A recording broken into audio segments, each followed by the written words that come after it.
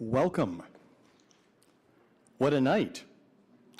The first thing to do here is call this business meeting of the Kalamazoo City Commission to order for Tuesday, January 17th.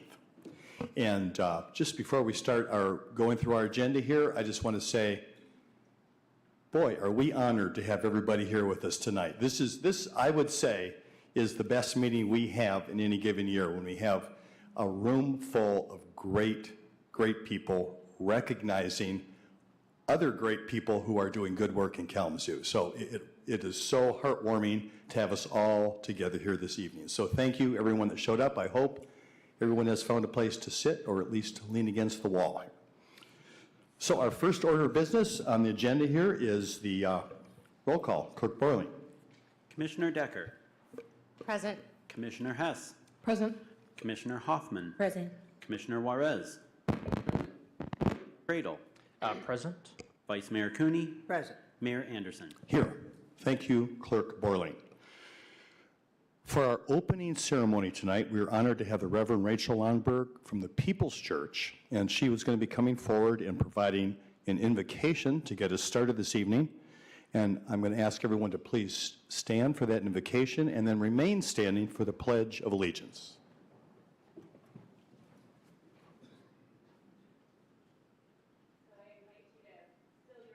Your mind as much as possible and join me for this moment of reflection. Sources of reason and radiance, sources of courage and compassion, we gather tonight as people with power. The power of our offices and roles, the power of our relationships, the power of our wisdom, our skills, our commitment, the power of our care, compassion, and love. Yesterday, as we all know, was Martin Luther King Jr. Day, and in honor of his life and legacy, I share these words of Dr. King from a speech to the Southern Christian Leadership Conference in August 1967. Power, properly understood, is nothing but the ability to achieve a purpose. It is the strength required to bring about social, political, and economic change. Power without love is reckless and abusive. Love without power is sentimental and anemic. Power at its best is love implementing the demands of justice. Justice at its best is love correcting everything that stands against love. Tonight and always, may we all use the power we have well. May we use it to create more justice and more joy in our city. We pray these things in your many names and your one infinite love. Amen. Amen. I pledge allegiance to the flag of the United States of America and to the republic for which it stands, one nation, under God, indivisible, with liberty and justice for all.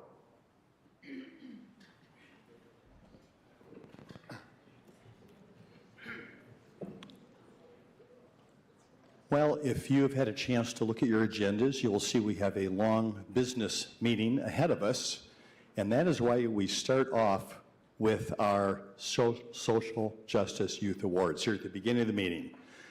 It's, I believe, the most important work we do, well, outside of the fact that we're passing our budget tonight, so I guess that's important. But the reason we have a budget and the reason we all live together is so that we can help each other live the best lives that we can. So I appreciate all the work that brings everybody here to the chambers tonight, and without further ado, we're going to be getting to the presentation for the 2023 Social Justice Youth Awards. We have, how these awards work is that there are sponsors in 8 categories who recognize young residents, along with Dr. Lewis Walker, who we're honored to have with us here this evening, and the various program sponsors. So I know that we have, I'm not sure if we have the framed plaques. Are they up over on the side here? Great. Okay, super. Thank you, Nina. And we have an order to get through these. So first up is Alpha Kappa Alpha Sorority, Iota Sigma Omega. Please come forward.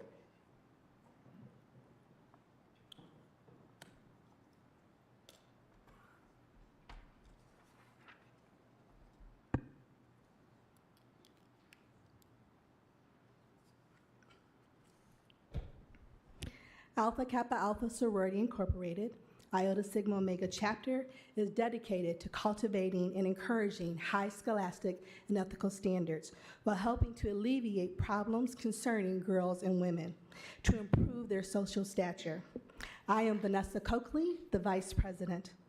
In this year's Nominees for Social Justice Award, we are pleased to find a young woman who is aligned with our purpose, Ms. Jalea Harris. Ms. Harris' community service is motivated by a strong sense of social justice, which she informs through sophisticated understanding of historical trends and events. She shows leadership through her willingness to put herself out there and to be relatable and reliable to her peers. Her kind and friendly and her tenacious attitude are some of the great attributes that make her an excellent leader. Jalea is a leader who mentors youth transitioning into middle school. She has volunteered with Kairos Dwelling for the Terminally Ill, Mount Zion Baptist Church, and the Douglas Community Center. She is one to embrace all the ways that someone is unique, the diversity that is seen, not seen, said, and unsaid. She reflects on her own experiences and uses that to emphasize and relate to others. She never retreats to simple answers or explanations, but is comfortable with dealing with ambiguity. As Vice President, and on behalf of the President, Patsy Moore, and all members of our sorority, it is my pleasure to present the Alpha Kappa Alpha Sorority Incorporated, Iota Sigma Omega Chapter Social Justice Youth Award to Ms. Jalea Harris.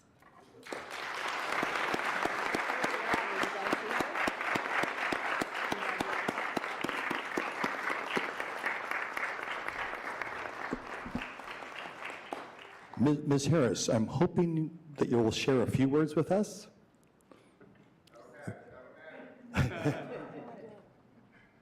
Proud dad on the side there. Hello. My name is Jalea Harris, and a lot of the work that I do comes from the inspiration from my parents. My dad partakes in a lot of community work, and my mom works in ISK. I watch every day how they help people around the world and help people, work through their mental health and, their life situation so that they can lead better lives and be amazing people and, help our world someday to be better so that we have a great society to live in so everyone is healthy and happy, because that's what comes first. Thank you. Thank you very, very much.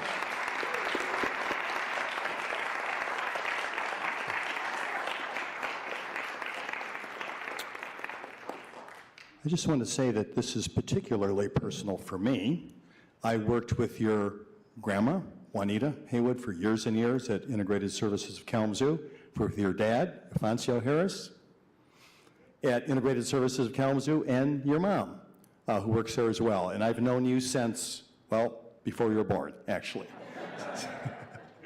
So I couldn't be prouder of you. Thank you. It's so nice to have you here. So thanks again. Appreciate it.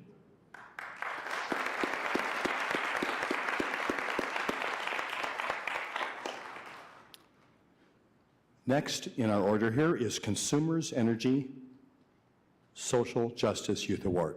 Derek Knopf is here to present.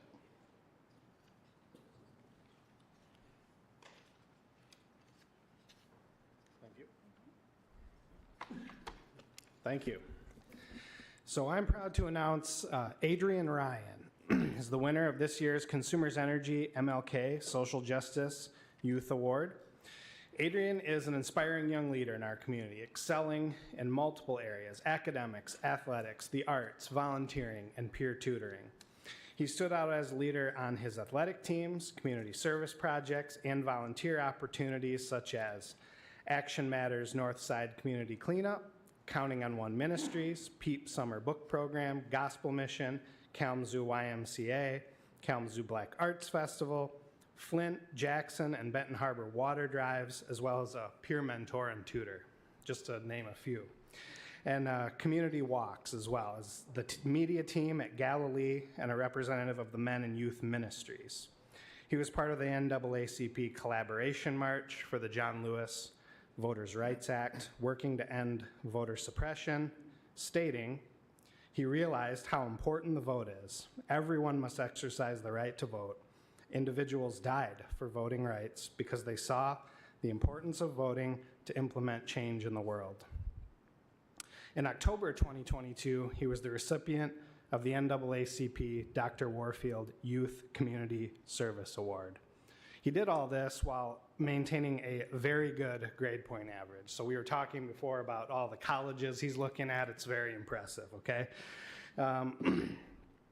He says, diversity is the state of being beautifully different and unapologetically diverse. Each year, as we honor the legacy of Dr. King with these awards, I'm inspired to see leaders like Adrian, who will no doubt carry on the legacy of social justice in our community. This year, that we've been a part of this for many years, I have the unique opportunity to present this award to the son of two of my Consumers Energy colleagues, Raymond Ryan and Renetta Ryan. Oh, there he is. Really cool. So, nominated by Deacon Milton Yarborough, I'm proud to have Adrian Ryan represent Consumers Energy as this year's recipient.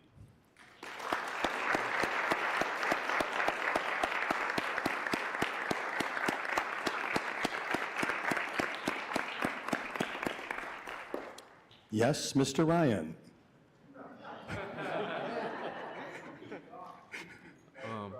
I just want to thank my parents. They push me every day to do better and create change. I want to give a special thank you to Mrs. Miles. I know she's somewhere in here. She's helped me a lot with scholarships and my whole college experience. And I want to give a special shout out to my grandfather. I know he's really hard on me on the importance of being a young black man and getting your education. So I just want to make sure that I continue to create a positive change in my community as I get older. Thank you. Thank you so much. We are proud of you.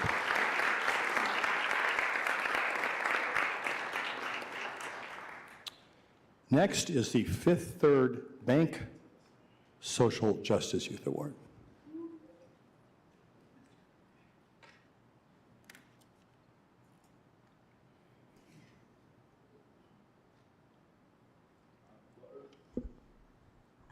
Well, thank you, Mr. Mayor. Good evening, all.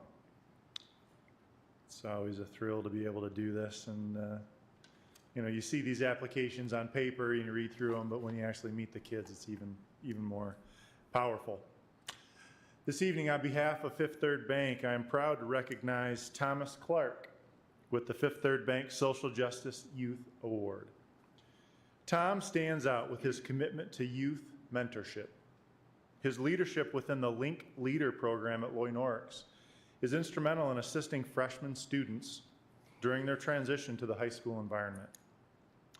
Providing a positive role model and mentorship for those younger than him is a key example of why Tom was selected for this award. Nominated by Christopher Aguinaga, principal at Loy Norix, Tom stood out for his ability to balance the challenges of athletic participation, primarily tennis, but also a little basketball, with academic excellence and youth volunteerism. Each of these areas of focus present their own independent challenges for our youth today, but Tom has figured out how to be successful in each. Most visible in the application is Tom's commitment to social justice, but with kindness and maturity. Indicated by a negative racial experience on the basketball court last year, which maybe some of you read about, Tom's response to an incident was something of which we can all be proud.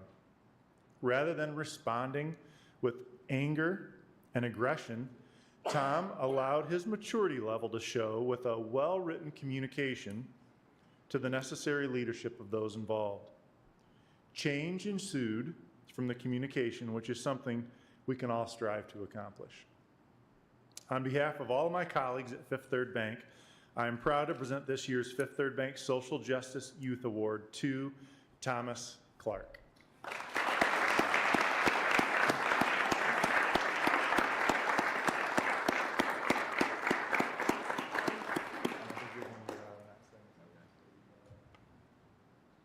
I'd just like to say thank you to everyone, Mr. Aganaga, my parents, you guys. Yeah, thanks. Thank you.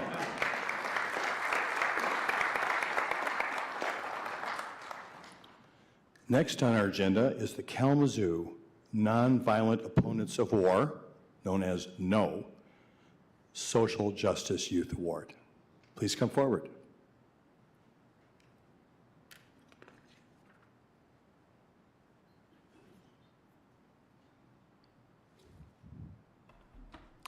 Hello, Ms. Way. Thank you, Mayor and Commissioners. Kalamazoo Nonviolent Opponents of War, KNOW, which has been standing and speaking for peace since September of 2002, is pleased to award the KNOW Scholarship to Turab Alam from Portage Northern High School for a 2023 Social Justice Youth Award.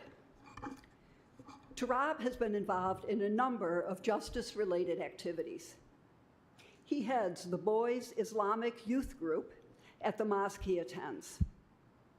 The group's members strive to grow as Muslims and give back to the local community through service such as assisting at food pantries and holding food drives. As an entrepreneur, he started Avail Clothing, LLC, which raises awareness for Muslim refugees. His awareness of the needs of refugees grew as his family welcomed those who were refugees to their home. His business has a diverse student staff that designs and markets the products. He contributes a portion of his company's profits to charities for Muslim refugees coming to the U.S. Turab demonstrates an understanding and respect for diverse backgrounds in his commitment to supporting refugees and hiring a diverse employee team in his business. His nominator, Dr. Amanda Thorpe, describes him as an incredible listener, seeking out the experiences and opinions of others in an effort to best come alongside them in community.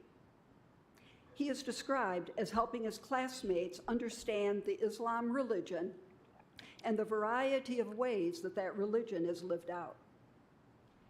Most recently, he has participated in KRISA's Youth Social Justice Leadership Council, and he works to involve students in expressing their ideas and feedback about diversity, inclusion, justice, and equity to the administration at Portage Northern.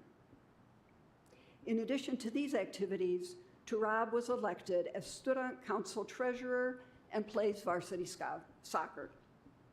KNOW is honored to award Turab Alam for the 2023 Social Justice Youth Award. Thank you.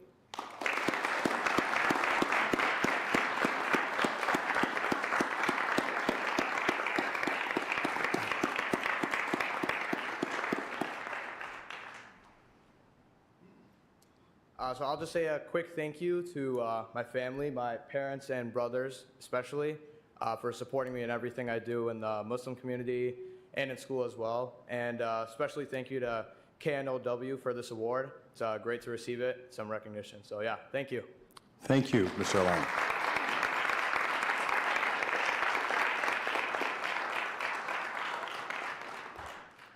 Next, we have with us the Director of South Operations for Life EMS, Mr. John Pinkster. Welcome, John.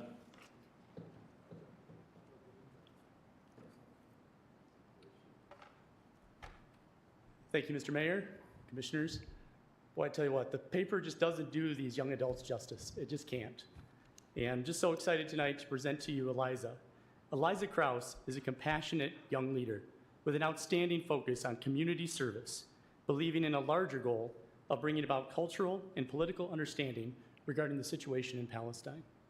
Being of Palestinian heritage, she developed a presentation to the Justice, Equity, Diversion, and Inclusion, or JEDI group, can you think of a better acronym there, to educate her peers on this often misunderstood topic, and has taken a stand against racism through her participation in the Portage Kids Peaceful Protest Vigil. Eliza stood and encouraged her classmates to take part in the Black Lives Matter protest and was instrumental in developing promotional materials for the From Kalamazoo to Palestine Festival of Solidarity, which was held in Bronson Park during the summers of 2021 and 2022, and also upcoming in 2023. She selected and performed poetry readings at these events and used her artistic skills to create a photographic exhibition to show the humanity of Palestinians, which are a people often denied of their basic human rights. Eliza embraces diversity through her unique position in having both Jewish and Palestinian ancestry, and through her membership in JEDI, where she ensures that all voices have a chance to express their opinions. Volunteering for the Portage Kids' peaceful protests allows her yet another platform from which to educate others about the diaspora of oppressed nationalities. Eliza understands in her heart and shows through her actions that we as a society must not accept anything less than equality for all. Nominated by Daniel B. Smith of the Kalamazoo Nonviolent Opponents of War, a graduate of Portage Central High School and currently attending the University of Dayton, though reportedly coming home to Western soon in the near future here, I have the privilege of presenting this year's Life EMS Social Justice Youth Award to Eliza Krause.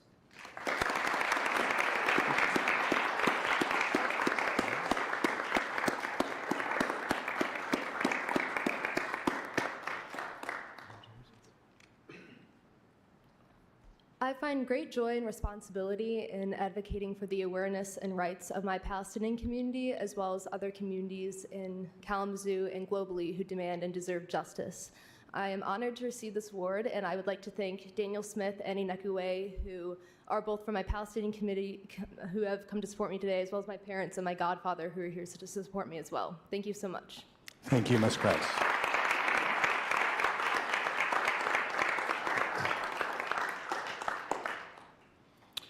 Next on our agenda is the Lodge Dennis Social Justice Youth Award.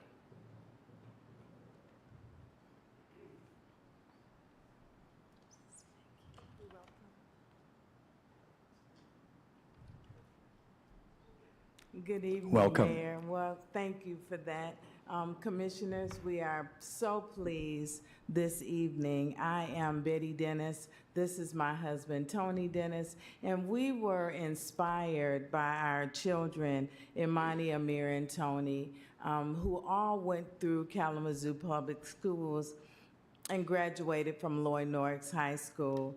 Our daughter Amir actually won this scholarship, the Lewis Walker Scholarship, and so based on that, we were excited to actually sponsor a scholarship ourselves.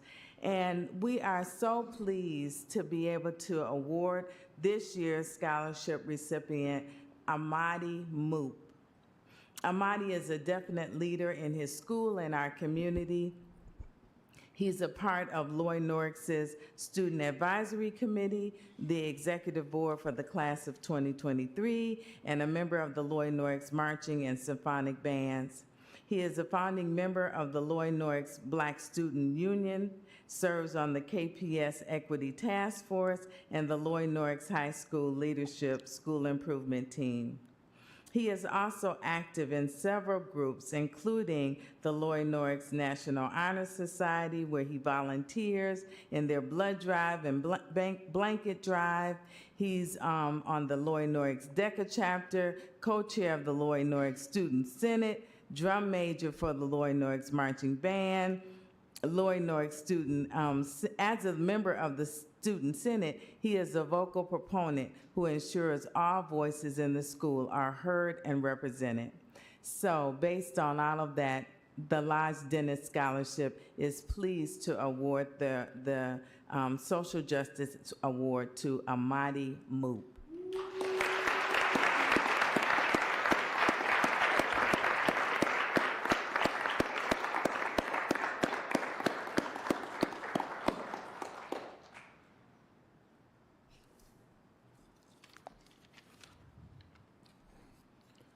First of all, I just want to say, Mr. Mayor, I think you remember us meeting during the parade last year. Yes, I do.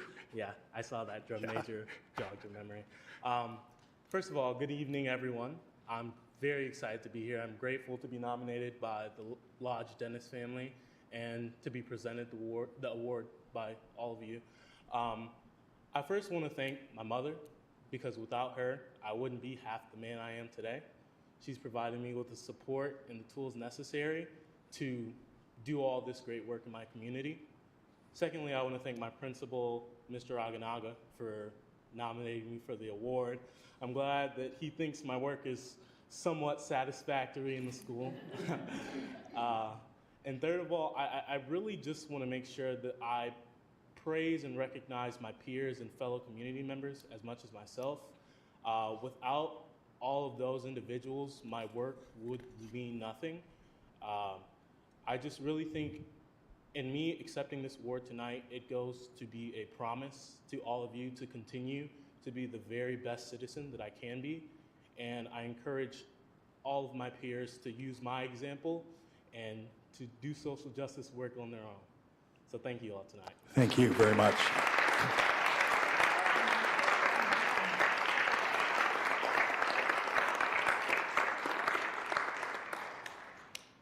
Just in full disclosure, so I already received a special benefit here by the fact that we met during the parade, and I got to lead the Loyal Arcs Band for a little while under the careful tutelage of Amani here. So something I'll always remember. Thank you. Next on our agenda, the Chupin and Sons Social Justice Youth Award. Kendra Townsend, are you here?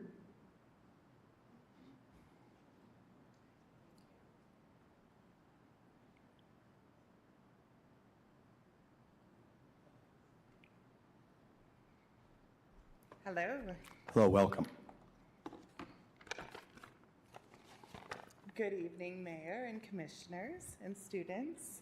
I am pleased to introduce Aya Hodges. Aya is an active youth ambassador and works meaningfully at being a champion for a variety of events in the Kalamazoo community. A testament to her exceptional service in the community, Aya was nominated by both Dr. Harold Swift, Program Director of Jeter's Leaders, as well as Julie Pellegrino Hartman, her Kalamazoo Central choir teacher. She is an active participant in the Turn 2 Foundation meetings and discussions, working well with peers and adults alike. Her leadership skills are showcased during these interactions, and she is well respected by her team. Aya is creative by nature, writing poetry and plays highlighting social justice matters. She speaks out against local and global injustices that she observes. Aya keeps herself informed about different opportunities and events for she and her peers can attend and grow. Aya was a State of Michigan finalist and national competitor in the True Colors Monologue competition, and she also performed at the Kalamazoo Valley Museum play about Henrietta Lacks, considered the mother of modern medicine.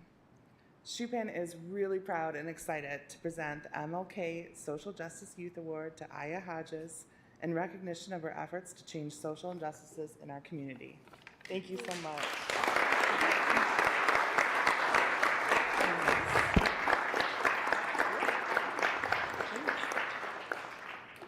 Did you get a chance to, I'm sorry, did you get a chance to pose for a picture? Did you get one, Neil? Let's do the pose. All right. Neil's right over here underneath the screen. There you go.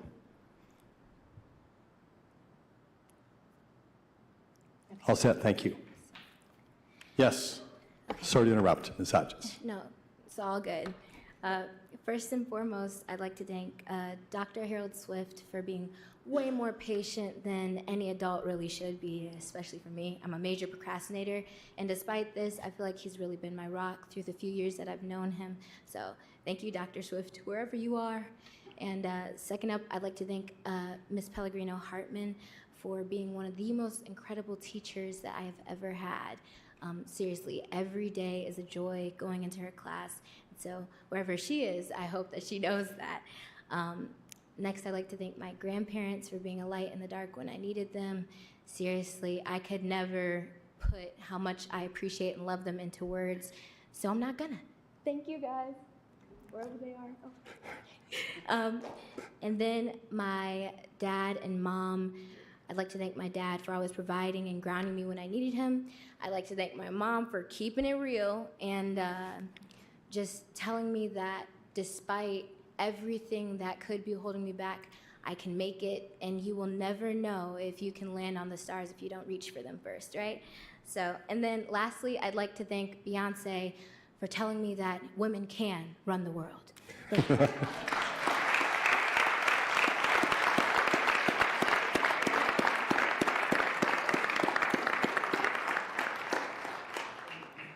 Well, we are coming to the capstone moment here for our Social Justice Youth Awards, and I would like to invite someone forward here whose name is synonymous with social justice here in Kalamazoo, Dr. Lewis Walker.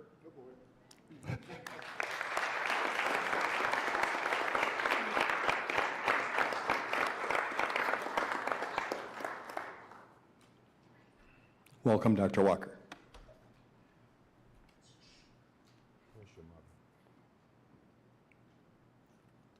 She's over you. Okay, thank you. Good evening, Mayor, Vice Mayor, Commissioners, and residents. I'm delighted to be here this evening to share with you a young man who has exhibited greatness at a very tender age. His accomplishments to date demonstrate that he has a vision of a world in which everyone can thrive, a world where the ideals of equity, justice, and liberation are a reality for all people. Percy is an authentic advocate for youth, and he is committed to anti-racism and the marginalized community. This young man is well known throughout Kalamazoo community as a person who doesn't just talk about inequities, he takes action. His actions are carried out with passion, grace, integrity, optimism, and a strong commitment to Kalamazoo. I don't have time, I wish I did, to share with you the accomplishments of this young man. I asked him when I met him early on, when do you sleep? And rather shyly he said, I don't. At such a young age, he has already proven himself to be a shaker and mover of good causes in our city. Percy, as a volunteer, helped to create the Youth Mobility Program Ambassadors. This is a group of Kalamazoo youth who advocated for transportation, a transportation program to support KPS high school students who have unmet transportation needs. As a member of the Youth Leadership Affinity Group, Percy participated in a youth leadership retreat in March last year, at which time they identified mental health as the #1 issue facing young people in Kalamazoo. Not only have they identified mental health as a #1 issue, he has helped to create an action plan that will be unveiled this month. When do you sleep? Powered by youth, Percy is one of 10 local youths identified to participate in a program funded by the Mott Foundation. The winning groups will split over $100,000 to implement their ideas. This young man, spent over 6 months working on their ideas. And let me tell you something. I want to tell you something. He and his group has brought home $30,000 to Kalamazoo.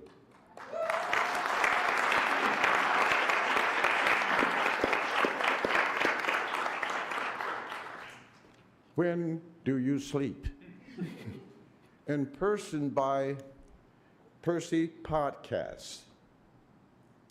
This podcast is streamed live on YouTube every other Monday, and Percy invites guests and facilitates important conversation in an effort to create a community where all youth can strive. I have another sheet here someplace. I got it. In brief,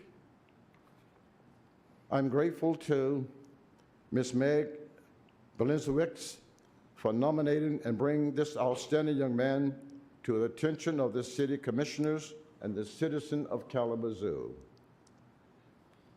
And I met a remarkable lady, your mother. Where are you? Over here. Ms. Trisella Taylor, and we certainly thank you for sharing your splendid young man, Percy Gordon, with our community as he strives, as he continues to make a positive difference in the lives of those who reside in our community. And therefore, I'm extremely happy and honored to present this year's Dr. Lewis Walker Social Justice Youth Award, sponsored by the CSM Group, to Mr. Percy Gordon.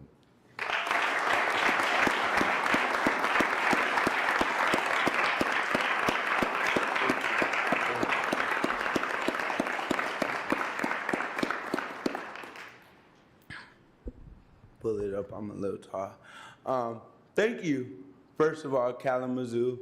I want to thank Meg. I want to thank my mom, my dad. I want to thank my grandma, who's no longer with us. She helped me, even though it was a rough time and I didn't get to see her during high school. But she always used to tell me, keep going. I want to thank my friends. I want to thank everybody who pushed Percy to be Percy today. I want to thank Kid Network. Do it then is our slogan. And we gonna do that thing. Thank you, Meg Blinkiewicz. Thank you, Trisella, my mom. Thank you, Miss Cherie. And most importantly, thank all of my friends and the city of Kalamazoo for what you guys have doing and what you guys have implemented me to do today, because I am the domino and I'm going to be the rolling domino to change Kalamazoo today. Thank you. Thank you.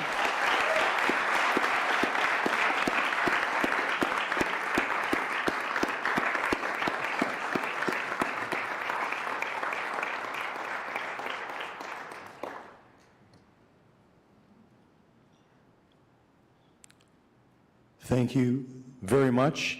Appreciate all those who provided awards tonight and recognize all those who received the recognition tonight. I do believe that all the recipients will receive a certificate, a cash award, and a one-year membership to the NAACP. And to speak about that, Dr. Harvey Myers is here. He's the membership chairperson from the NAACP. Welcome, Dr. Myers. Thank you, Mayor and Commissioners, parents, and participants. I'm Harvey Myers, membership chairperson of the Metropolitan Kalamazoo branch of the NAACP, which is the oldest civil rights organization in the United States. We would like to congratulate the youth recipients for participating and making an impact for social justice in our community and eventually, Percy, throughout the country. We are awarding each youth recipient a one-year paid membership to the Metropolitan Kalamazoo NAACP branch. Also included will be a one-year paid subscription to the Crisis magazine, where you can read about other people doing what you are doing here in Kalamazoo. which is published by the NAACP National Office. Please join me in congratulating our recipients once again.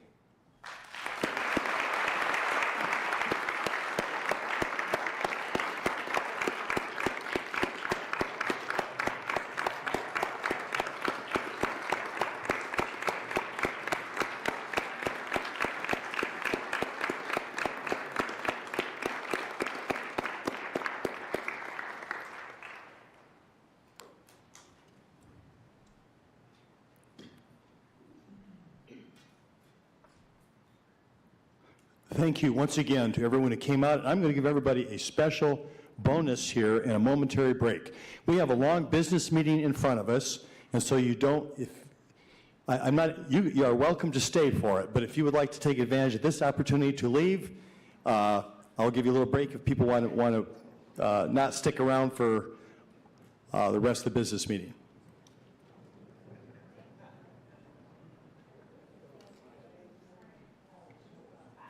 Bye, Julia.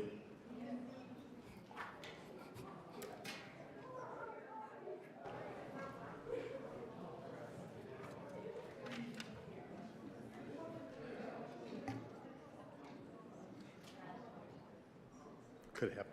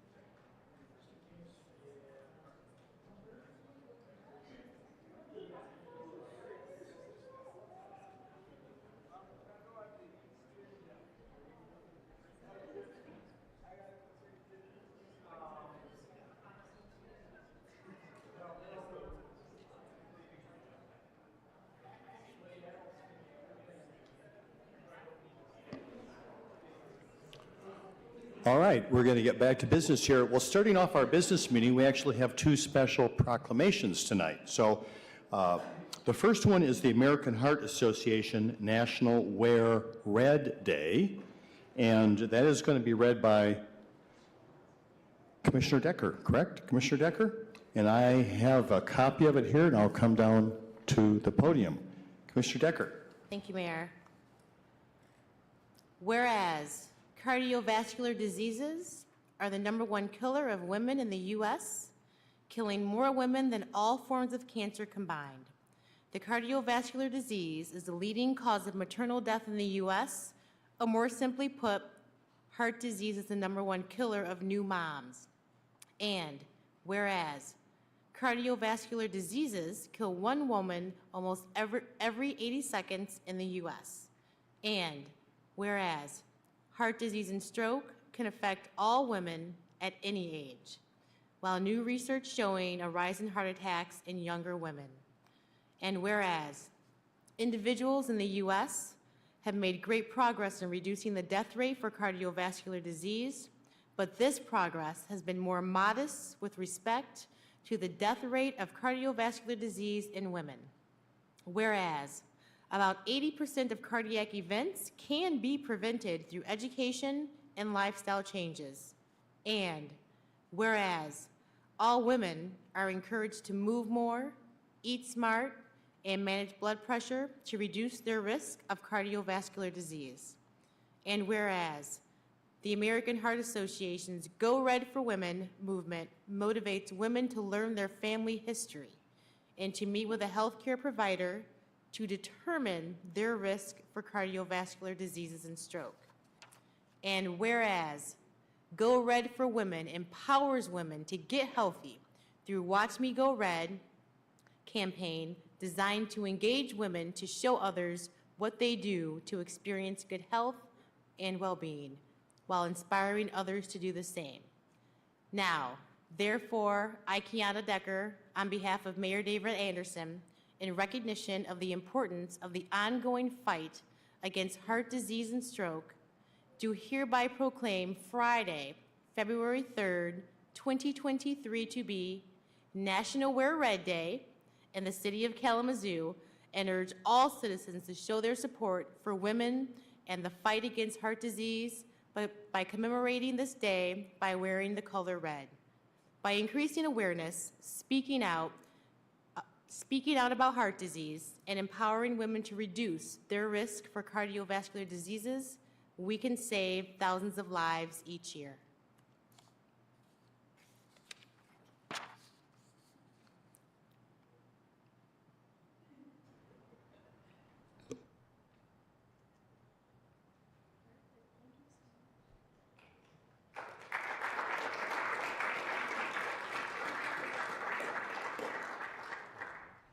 Hi everyone, my name is Logan Poley. I'm the Development Director for the American Heart Association here in Kalamazoo. And we just wanted to say thank you so much for all of you and for the city of Kalamazoo in supporting us in our work to reduce cardiovascular disease and stroke in the United States, as they are the #1 killer of Americans. So we just really appreciate everybody going red on Friday, February 3rd, as well as joining us at our luncheon on February 2nd, as well as turning City Hall red and other buildings here downtown. So it's going to be a fabulous day. But thank you for standing with us in the fight against cardiovascular disease.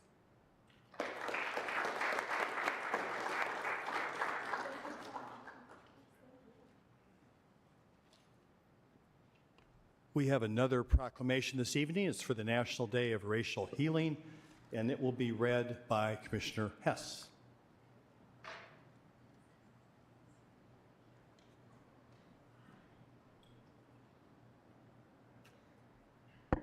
The National Day of Racial Healing, January 17th, 2023. Whereas, we have all witnessed racialized oppression and division rising in America's urban, rural, suburban, and tribal communities today that threatens the very core of this great country's unity. And whereas, just like those who came before us, it is our duty to protect the children of this country and maintain communities in which they may all be given the opportunity to succeed. And whereas, we understand and recognize that there is a racial divide in our country, and we must all work earnestly to heal the wounds created by racial, ethnic, and religious bias, and build on equitable and just society so that all children can thrive. And whereas, children have the right to be provided every opportunity to learn, grow, and thrive in nurturing environments that don't violate their safety, dignity, and humanity. And whereas every single person has the capability to make a simple change within him or herself that can have a profound effect on an entire society.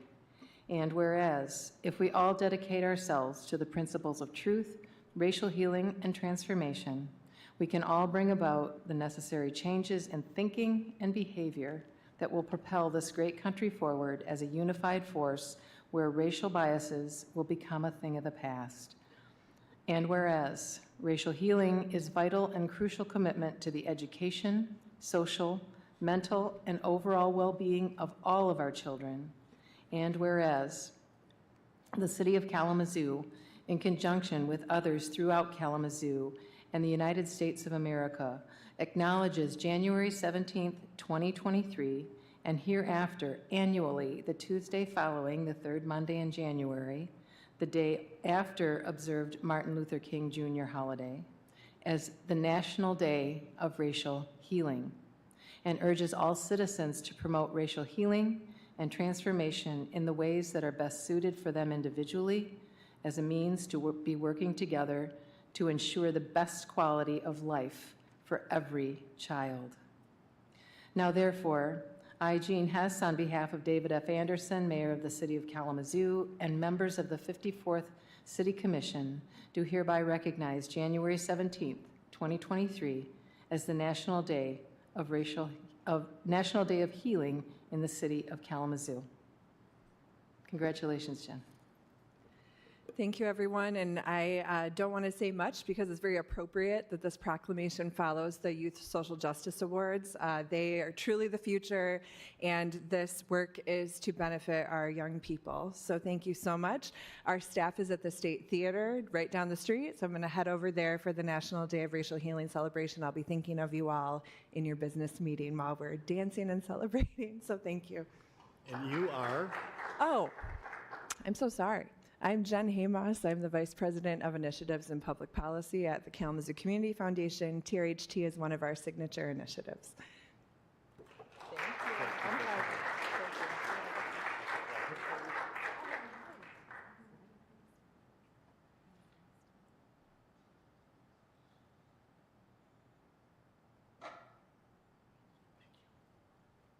So I'll just say one more thing for us to think about is that every day now, because we're going to be pushed back to Tuesdays for our meetings because of the Martin Luther King holiday, we're going to be missing the events on the evening of the National Day for Racial Healing.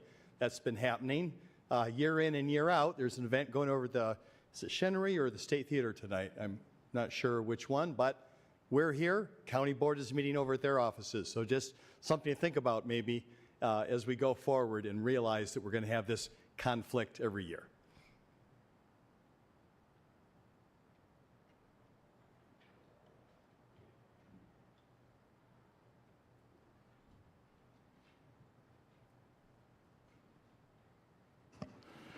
Okay. Let's get down to the business part of this, right? The next thing on our agenda is the adoption of our formal agenda. Commissioners, is there anything on G, the consent agenda, that you would like to have moved to the regular agenda? We have 11 items on our consent agenda. Not seeing anything. Is there anyone in the audience that would like to move any one of the items from our consent agenda to the regular agenda? Yes? West Michigan Avenue project. And what number is that?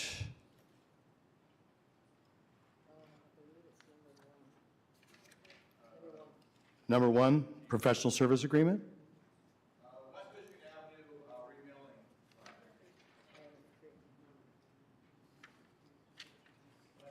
Okay, project. item G3 then will be moved to the regular agenda. Anyone else?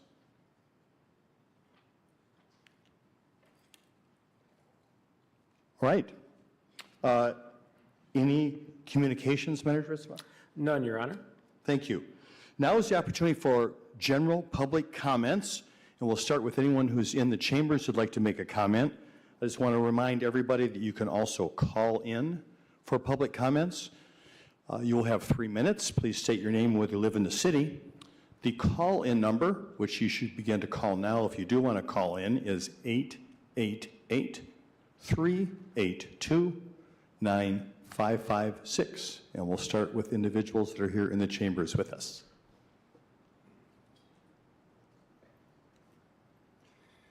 My name is Ray Sweeney, and I am a resident of Kalamazoo.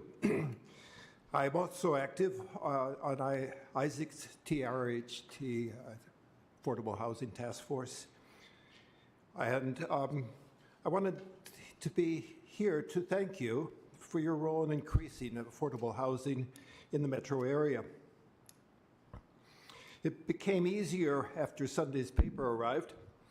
So first I would like to give a shout out to Brad Devereaux and the MLive Kalamazoo Gazette, which featured an article, in fact, front page leading into page 2 and 3 with a substantial coverage.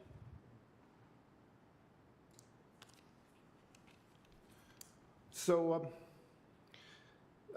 the author of this report, Mr. Brad Devereaux, I've seen his name in bylines quite a bit, and I'm very appreciative of him keeping an eye out for Kalamazoo and what is going on here in the city.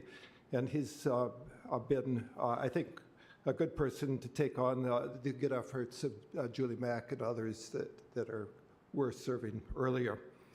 The housing scene in Kalamazoo has a number of players who contribute to the unfolding effort to provide quality housing across the spectrum.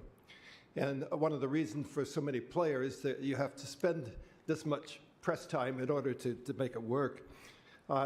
Such complexity requires a detailed analysis that is rare among news organizations. But thank you, the City of Kalamazoo, for the role that you have and will play in the coming forward. A particular concern is the housing affordable to people who are on the edge of our economy. Even the headlines of this article make this clear. Recall, we ask you to support temporary solutions while more permanent options can be brought to play. Lodge House was featured in this regard.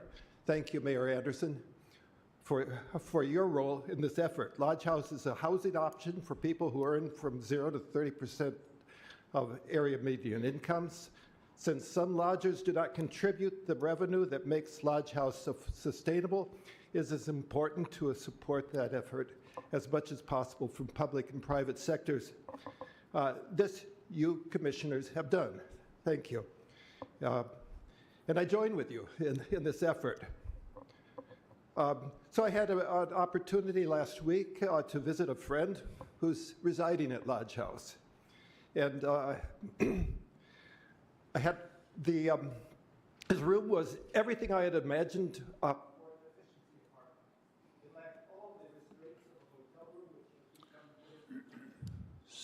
Sir, I'm sorry, your 3 minutes are up. Do you have someone else here who would be willing to take another 3 minutes and read the rest of that for us, or?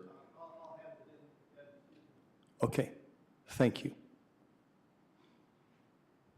Yes, next, please. A little bit shorter. Cindy Green, Interim Superintendent for Kalamazoo Public Schools.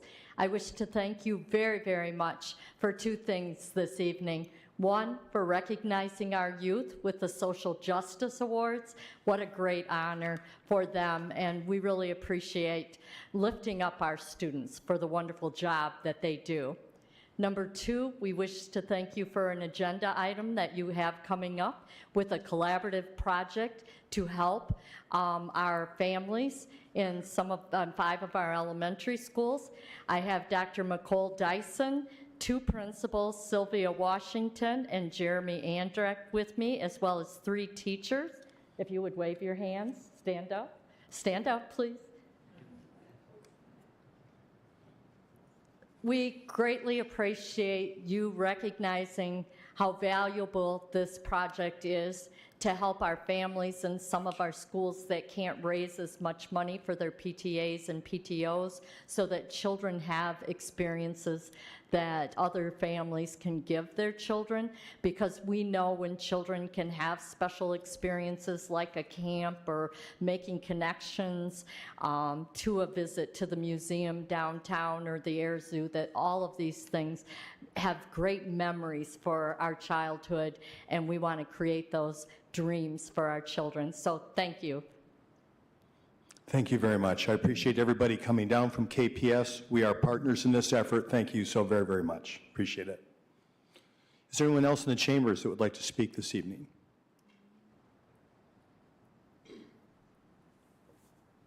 Good evening. Jeff Messer, city resident.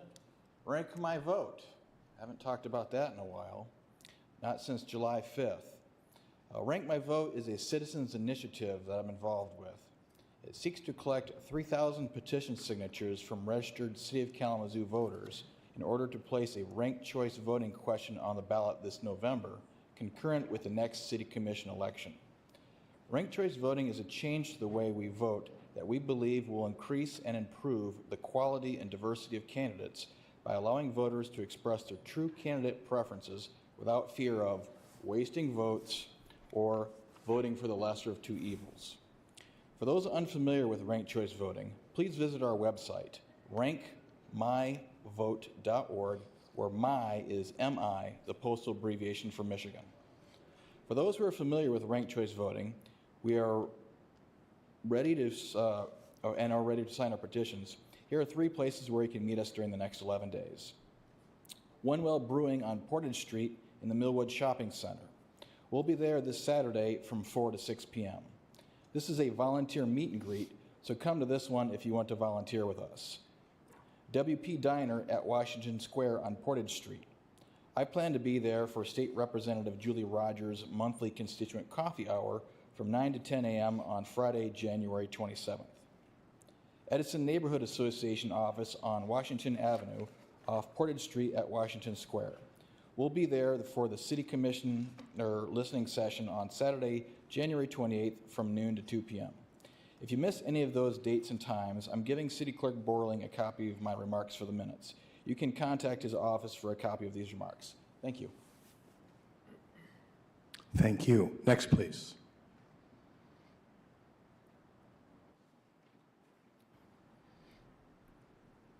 I was watching one of the last meetings online, and David said something that really struck me, so I'm just going to play it. It's 24 seconds here.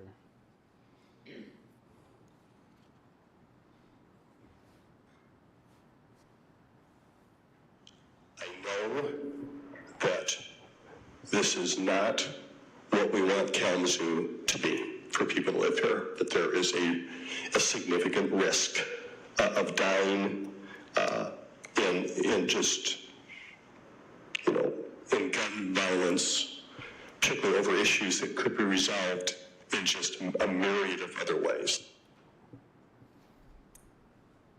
A myriad. The murder that he was talking about happened a block, 2 houses from my house. It happens a lot in my neighborhood, and it's really unsettling. But you guys talk about solving things in a myriad of other ways. You guys had a police body cam footage that I asked for, filed a FOIA. That's one of the myriad of ways. And you guys refused to follow the law. So I asked an attorney to ask you guys to give it to me, and you still refused. So then we filed a lawsuit, and I asked for $1. Because if you guys spend $1, that means that you did something you weren't supposed to do, and in the future, if you do it again, you'll be held more liable. It's just a way to keep you honest. And you refused, so you hired outside counsel for hundreds, pretty soon thousands of dollars out of Grand Rapids. And you still won't settle. It's been almost a year. What are the myriad of ways that you're trying to resolve problems? Calling the cops? That doesn't work. I just talked to the prosecutor yesterday. He followed up with an email. Your cops have never sent any of the things that I've talked to them about to the prosecutor's office. Sorry, Mr. Stanley, we don't have anything on file. They haven't sent anything over. So that's not an option. Lawsuits, they don't work. We're just playing the game to see who can outspend the other person, and clearly you're going to win.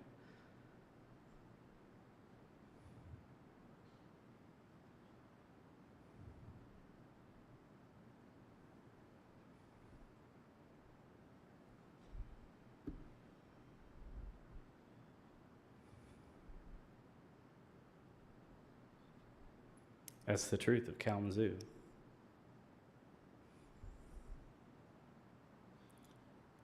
Thank you. Is there anyone else in the chambers who would like to speak this evening?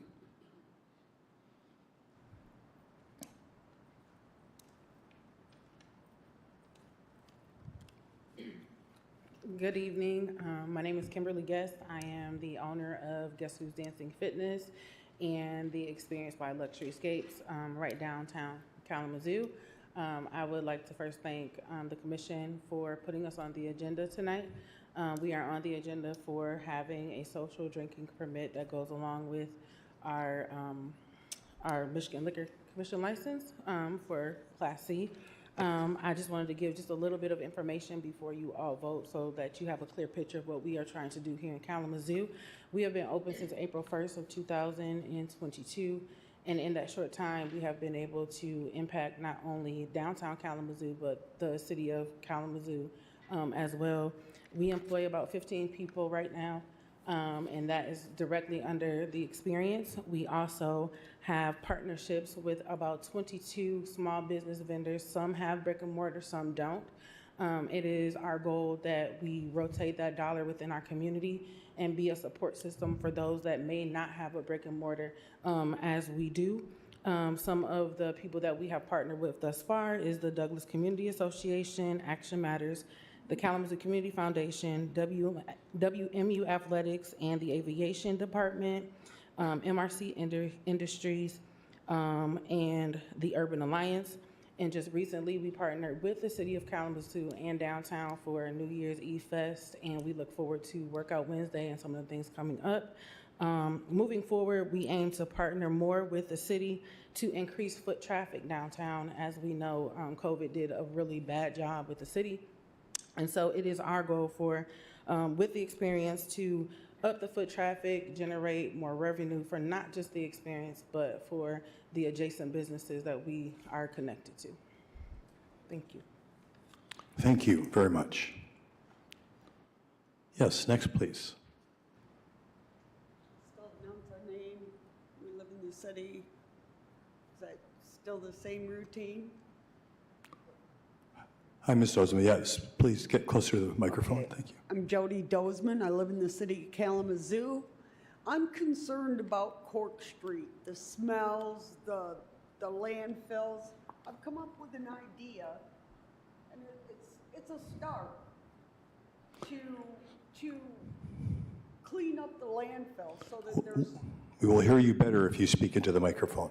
So I wrote up some ideas until further ado, or someone else has a better idea about cleaning up the landfills over on Cork Street.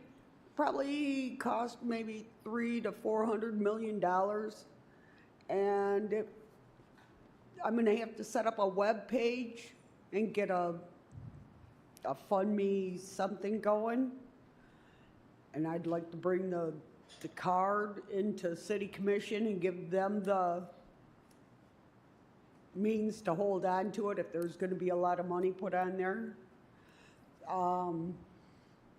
And I'm concerned about the hospitals, and I work at a fast food restaurant, and you tell them that you're sick or you have worms or something like that, they don't treat you properly.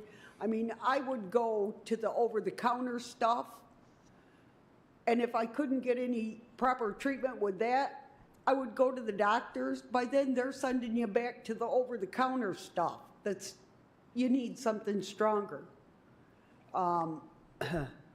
to deal with the multi-problems. I'd like to come in and talk about the spaceship, maybe give some ideas, some stories, see if there's anything real that we could relate together. A do you believe moment. And then find out what's going on. So either I can quit advertising and be on with something else, another project. I'm sure I'll think of something, maybe radiation in the air to stop. Anyway, thank you. Thank you. Anyone else in the chambers who'd like to contribute to public comments this evening? Seeing no one else, Deputy City Manager Chamberlain, has anybody called in? All right, we'll go ahead and check, see if there's any calls.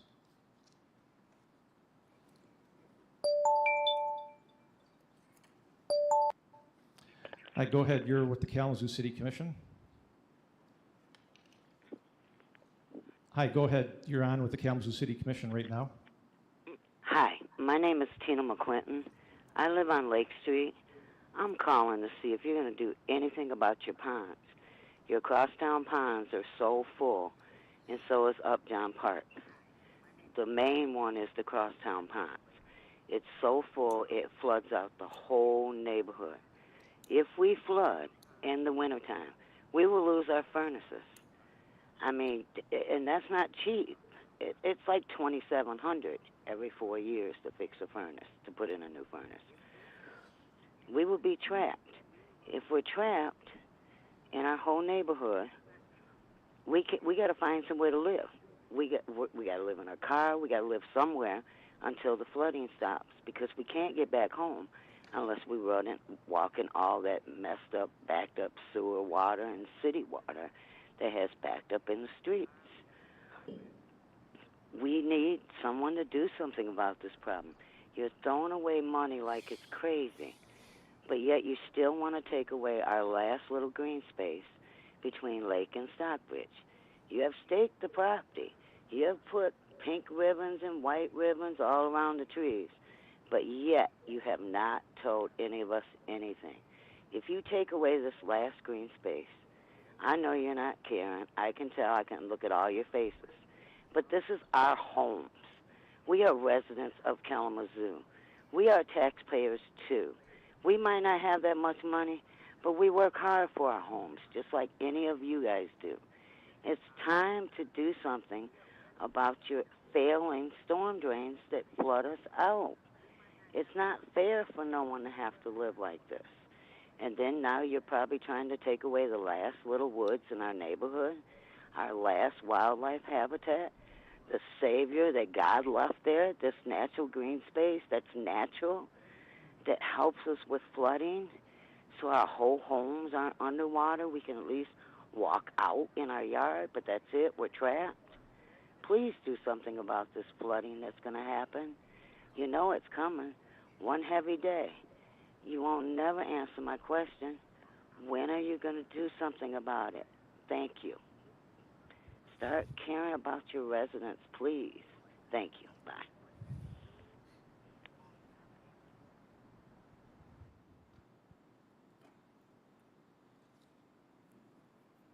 That was the last call. Thank you very much, Deputy City Manager Chamberlain. Next is our consent agenda. G, Manager Ritzma. Thank you, Mayor. The following items are presented for approval this evening. First, approve a professional service agreement with WSP Michigan Incorporated for engineering support services related to the City of Kalamazoo's two-way conversion project in a not-to-exceed amount of $159,565.22. Next is the approval of a 2-year agreement with ASU Group for excess workers' compensation premium in the total amount of $430,140. Next is the adoption of a resolution recommending approval of a social district and commons area permit for Guess Who's Dancing Fitness, LLC, located at 125 South Kalamazoo Mall, Suite 106. Next is the approval of a Shared Prosperity Kalamazoo High Impact Fund grant in the amount of $220,000 for family engagement services from Kalamazoo Public Schools through the Experiential Learning Project. Next is the approval and acceptance of a temporary grading permit with Comerica Bank for parcel 0629495002 for the amount of $100. Next is the approval and acceptance of an easement from Khalees Stewart and Elizabeth Bradshaw for parcel 0628397006 for the amount of $676. Next is the approval and acceptance of an easement from CIRAC Company LLC for parcel 0629495001 in the amount of $493.35. Next is the approval and acceptance of an easement from Kalamazoo Public Schools for parcel 0632232001 for the amount of $1,430. And next is the approval and acceptance of an easement from Axe Janelle 1 Kalamazoo MILP for parcel 0632203002 for the amount of $1,500. And finally, approval of the mayor's appointment of James Johnson to the Historic District Commission for a term expiring on January 1, 2026. Thank you, Manager Ritzma. Commissioners, the requested action is a motion to approve items 1 and 2 and 4 through 11 and authorize the city manager to sign all related documents on behalf of the city. Is there a motion? So moved. Motion made by Commissioner Hess. Support. Supported by Vice Mayor Cooney. Clerk Borland, please call the roll. Commissioner Hess. Yes. Commissioner Hoffman. Yes. Commissioner Juarez. Commissioner Pradle. Yes. Vice Mayor Cooney. Yes. Mayor Anderson. Yes. Commissioner Decker. Yes. Thank you, Commissioners. The items on the consent agenda are approved. Commissioner Hoffman just indicated to me that maybe we skipped over adoption of the formal agenda. Did we miss that, Attorney Robinson? We got it. No, you asked for anybody who wanted anything. Okay. Ask for anyone who wanted to make any changes. I guess otherwise it is. Thank you, Commissioner Hoffman, for bringing that up. All right. We are now on to our regular agenda. Item H1 is the first one. City Manager Ritzma. First reading of an ordinance to rezone the west 1.6 acres of 3650 Alvin Road from commercial-community district to the manufacturing limited district and schedule a public hearing for February 6, 2023. Thank you, Manager Ritzma. Any staff report on this item? Nope, but we do have staff available if there are any questions. Questions from commissioners on this? It's first reading. All right, seeing no questions, is there a motion to offer the ordinance for first reading and schedule a public hearing for February 6th? So moved. Motion made by Commissioner Pradel.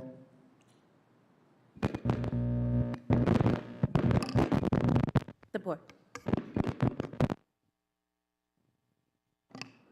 How are we doing there? Got to shorten your microphone, do you think? Something like that? Luckily, you've got a loud voice. You have to use Commissioner Pradel's, perhaps. Motion was made by Commissioner Pradel. Commissioner Pradel made the motion and supported by Commissioner Hoffman. Thank you. Any discussion? All right, Clerk Borling. Public. Oh, yes. Anyone in the audience who would like to comment on this item? Seeing no one, Clerk Borling, please call the roll. Commissioner Hoffman. Yes. Commissioner Juarez. Yes. Commissioner Pradel. Yes. Vice Mayor Cooney. Yes. Mayor Anderson. Yes. Commissioner Decker. Yes. Commissioner Hess. Yes. Thank you, Commissioners. The ordinance is offered for first reading. Next is item H2, City Manager Ritzma. First reading of an ordinance to rezone 435, 436, and 439 Westnedge Court from residential multi-dwelling district, commercial neighborhood district, and commercial office district to residential multi-dwelling unit, and schedule a public hearing for February 6, 2023. And is there a staff report on this item? No, but we do have staff here to answer any questions. Okay, great. Any questions from Commission? All right, seeing no questions, is there anyone here in the chambers that would like to comment on this item? It's item H2. Please come to the podium, give us your name, and whether you live in the city. Seeing no one, the recommended action is a motion to offer the ordinance for first reading and schedule a public hearing for February 6th. Is there a motion? So moved. Motion made by Vice Mayor Cooney, Support. supported by Commissioner Decker. Discussion, Commissioners. Commissioner Decker. Thank you, Mayor. I just have to say, since we had the presentation on the housing, I'm kind of looking at the information right here. I like this because, again, we are thinking about what the city needs and how we rezone things to make housing and residences easier, shall I say, to construct in the city. So I like this one. Thank you, Commissioner Decker. Anyone else? Clerk Burling, please call the roll. Commissioner Juarez. Yes. Commissioner Pradel. Yes. Vice Mayor Cooney. Yes. Mayor Anderson. Yes. Commissioner Decker. Yes. Commissioner Hess. Yes. Commissioner Hoffman. Yes. Thank you, Commissioners. The recommended action to create a public hearing on February 6th, and this item has been approved. Next is item H3, Manager Ritzma. Thank you, Mayor. This one is a little different in that it has the body of the adoption, but it also has approvals for several other entities that are affiliated with the city. So I'll go ahead and read all of item 3, A through H. Adoption of a resolution approving and adopting the annual appropriation for the year 2023, setting forth the number of mills to be levied, approving an interim appropriation for year 2023, and establishing policies for the administration of the budget. In also approval of the proposed fiscal year 2023 Brownfield Redevelopment Authority budget. Also approval of the fiscal year 2023 Downtown Development Authority operating budget and existing 2 mil DDA levy. Next, the approval of the proposed fiscal year 2023 Economic Development Corporation budget as submitted by the EDC board. Next, the approval of the fiscal year 2023 Downtown Economic Growth Authority operating budget. Next, the approval of the proposed 2023 fee schedule for the Kalamazoo Municipal Golf Association. Next, the adoption of a resolution approving the 2023 fees for various permits, hearings, etc. within the city or within the Community Planning and Economic Development Department. And next is the adoption of a resolution to establish the Department of Parks and Recreation fees and charges for 2023. And finally, adoption of a resolution to establish the City of Kalamazoo cemetery fees and charges for 2023. Thank you, Manager Ritzma. So I'm not going to ask you whether there's a staff report on this item. There have been multiple staff reports on this item over the last month and a half. We've had a budget hearing. I know that there are staff here. Yes, Manager Ritzma? We actually have a presentation on this. Brief presentation. How can this be? Okay. So our CFO, Steve Vicenzi, would like to come forward and give a brief presentation. All right. Thank you, Manager Ritzma. Steve Vicenzi, welcome. Commissioners, just kind of highlight a few things from the budget, just for sake of what we do every year. Kind of leading off where you started there, Mayor. We started this process back in February with our City Commission retreat. We've had a total of 7 different public meetings that have impacted the budget and where we've landed today. The total budget has ended at just over $300 million, so we did finally cross that threshold with the one change that was made at the public hearing to add $135,000 for early childhood planning and discovery. And that was a split between $65,000 from the general fund and $60,000 from the ARPA fund. So, very historic budget, first time crossing that threshold. I can go into details about the other meetings we've had throughout the year, but I know you're probably all well aware of those throughout the year. But when you think about it, we started in February, we've worked through the entire year. A lot of meetings starting, October, November, December with our public hearing at our last meeting, and finally leading up to tonight where we finally get to celebrate and pass a budget. A couple other highlights from the budget. General fund is $76.5 million. We project that our general fund balance will continue to exceed our target of 15% of operating revenues over the 5-year fiscal plan. The budget also includes a proposed unchanged millage rate of 12 mils for operations and 1.8 mils for solid waste. It supports 675 full-time positions and 7 part-time positions. Includes over $111 million in capital improvements, mostly focused in our utilities and streets funds. And then finally, I would just like to take a moment to thank our city manager's office, all of our departments and department heads, and a special thank you to our review team members of Victor Green, Steve Brown, and Kerry Williams. They put in a lot of effort above and beyond their normal job duties to help review and put together this budget. And I'd also like to call out management services team members, Melissa Fuller, Jennifer Clark, and Stephanie Redant. They all put in a significant amount of work and expertise into bringing this $300 million budget together for you. And finally, the budget is brought forward for final adoption tonight in advance of our charter deadline of February 1st. And I'll turn it back over to you for any discussion or public comment. Thank you, and thank you for surprising me and actually having a report. Somehow I didn't expect that. Commissioners, are there questions for Manager Ritzma or our CFO, Vicenzi, at the time here? I just want to remind anyone that is watching is that there have been, as was mentioned, multiple events, lots of questions. This budget in its initial stage was in our hands officially on December 1st, as required by our charter. And so it has gone through quite a extended period of scrutiny. not including the fact that staff themselves, and I want to thank all the staff that participated, start early in the year building this budget and being ready for us to accomplish our goals with the resources we have here in '23. Seeing that there's no questions, is there anyone in the audience that would like to comment on this item, item H3? If so, please come forward, state your name, whether you live in the city, you'll have 3 minutes.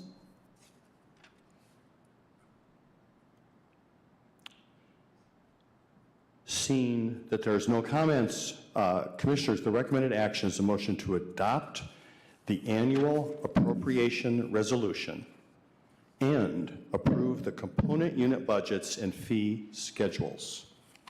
Is there a motion? So moved. Motion made by Commissioner Hess. Support. Supported by Commissioner Pradel. Discussion, Commissioners. Commissioner Hoffman. Thank you, Mayor. I have a question for us. So this budget is huge, and there are some things in there that I have questions about. Do we have the ability to amend or pull out and still pass a budget? Or is that an option at all?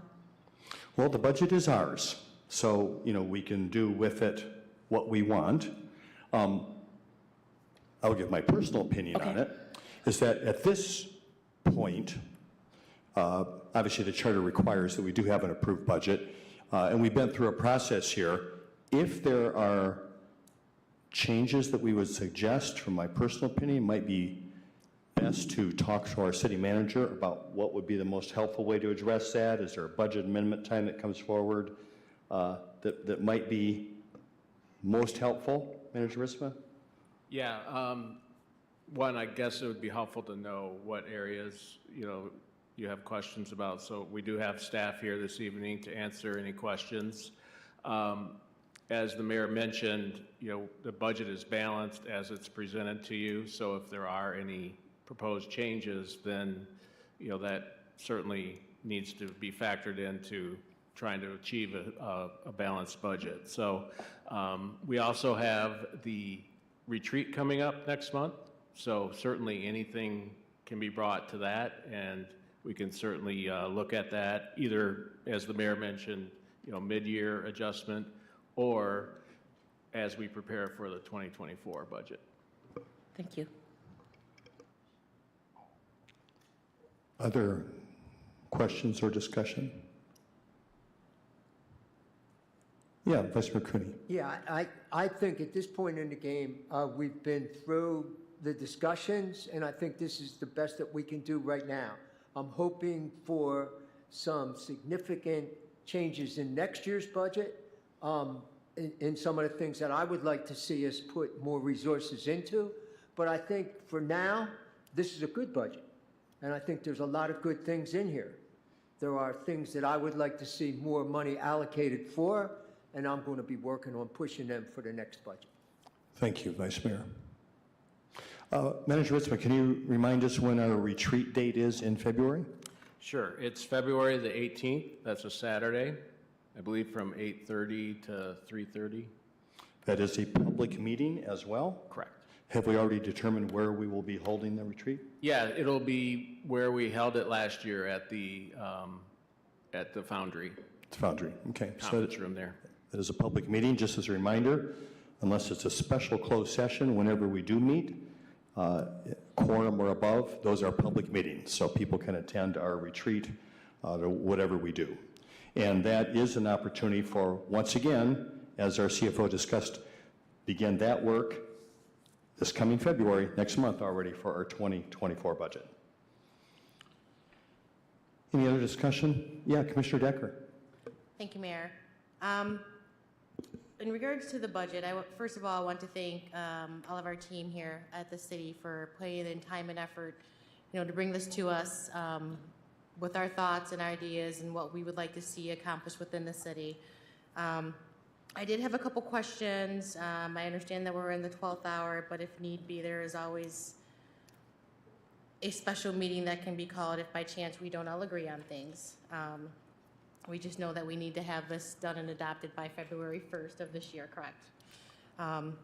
I know I spoke with City Manager Ritzma earlier today, and I had some questions regarding some of the positions that we are, that our departments are requesting.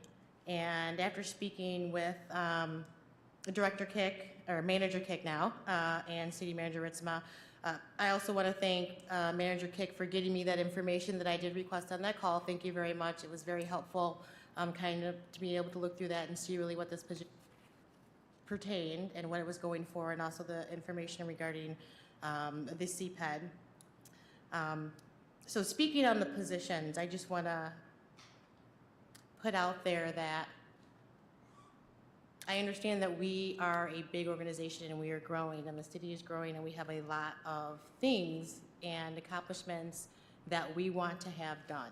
I'm definitely hoping that we're really looking at our departments and making sure that we're not adding if we really don't need to. Again, because as I've been told before, that, you know, when you bring on new positions, you have to take these funds from somewhere. So I just want to make sure that, you know, as we go forward, especially with the amendment, that we're really looking at, you know, what is being, how our departments are organized. And I know City Manager, you and I had that conversation earlier today. Something that also struck me is, and I'm hoping that this is going to be worked out, and I believe it is the revenue that we as a city are losing when it comes to parking. And I believe that once we get some of these new constructions and homes built, then again, that's going to add possibly that certain spot to, you know, the tax roll. So I really want us to make sure that we're taking kind of a look at that and really seeing how we can either increase the revenue in the parking or decrease what we're spending out. Does that make sense? What we're having to pay for.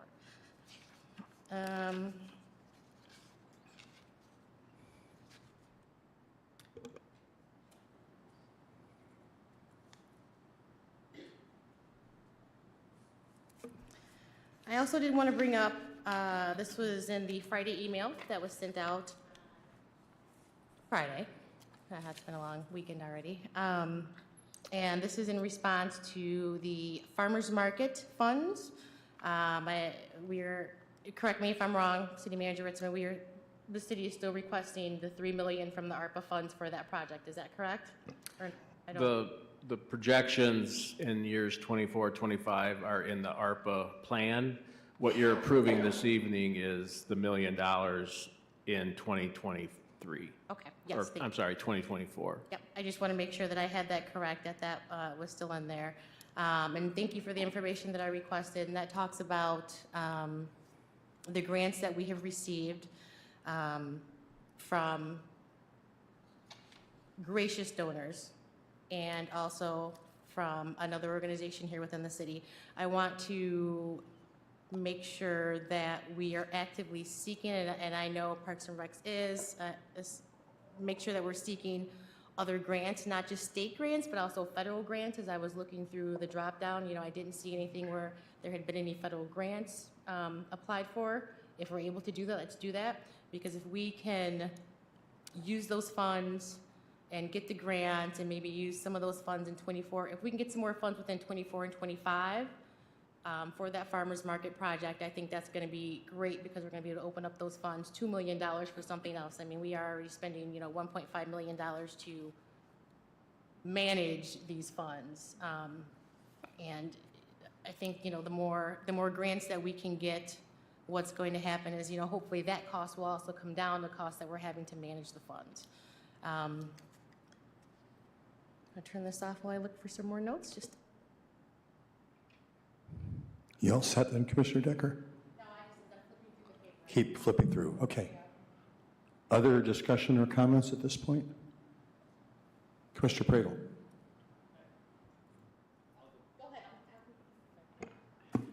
I wrote down quite a few notes here because I would feel remiss if, you know, we passed a $300 million budget without saying much about it.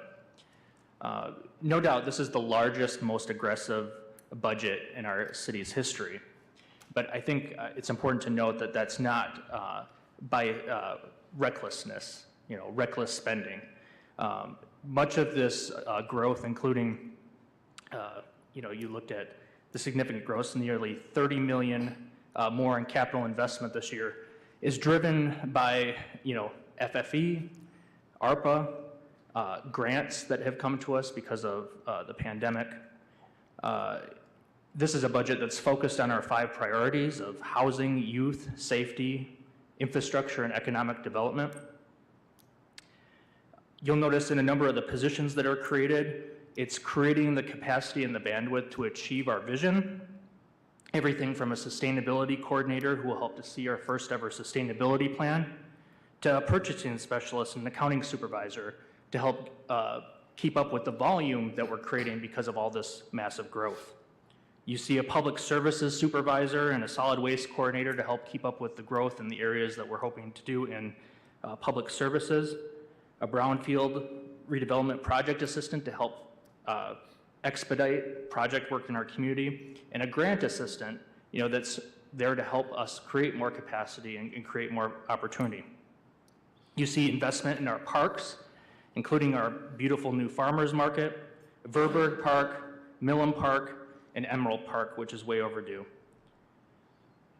You'll notice an increase in our general fund by 5%, but that's offset by 4.67% in expenses as well. So, again, just emphasizing that, this is not a reckless budget. I also wanted to make sure to note that just because it is doing a lot of amazing, wonderful things does not mean that it's a perfect budget. In my view, I wish that when we're looking at our ARPA funding and projecting how we spend that we look at more game-changing impact, that we look at issues like 34% poverty rate or the gun violence, the number of individuals who have lost their lives to gun violence and say to ourselves, this is going to be the year that we set the goal that there will be 0 people who lose their lives to gun violence. Or this is the year that we reduce the poverty level in our community by 10%. Because the resources are there to do it, but it requires us to be incredibly bold with those funds. And, as is the case with the many communities of our size and the challenges and complexities, we tend to dilute it into a number of causes. I wish we were not investing so much in items that necessarily have a cliff. I wish we invested in items that had a catalytic effect, that set inertia in place, that give people the ability to create something great out of something that we invest in that's maybe smaller.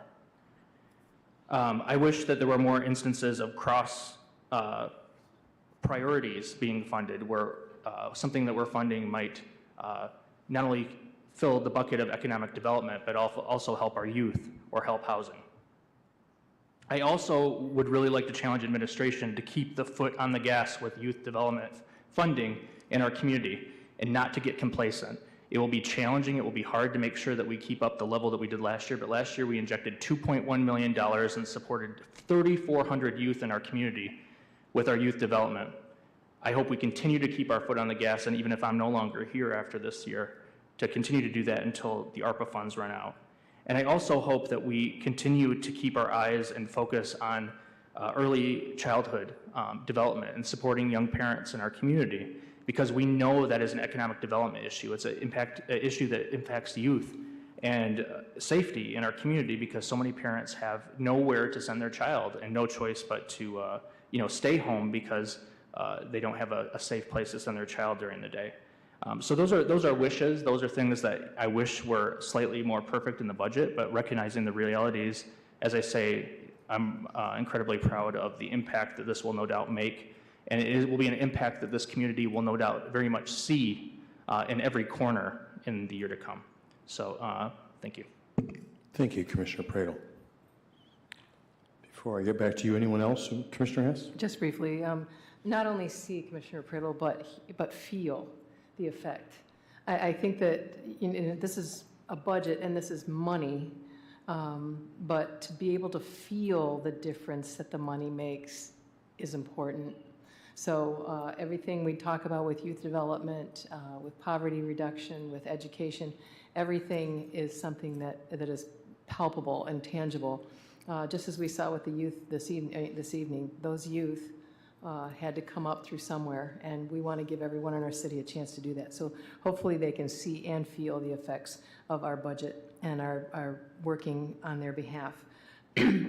For one, as the liaison to the Environmental Concerns Committee, I'm really happy to see the sustainability coordinator as part of the budget, and I'm looking forward to working with them as they hold the city accountable for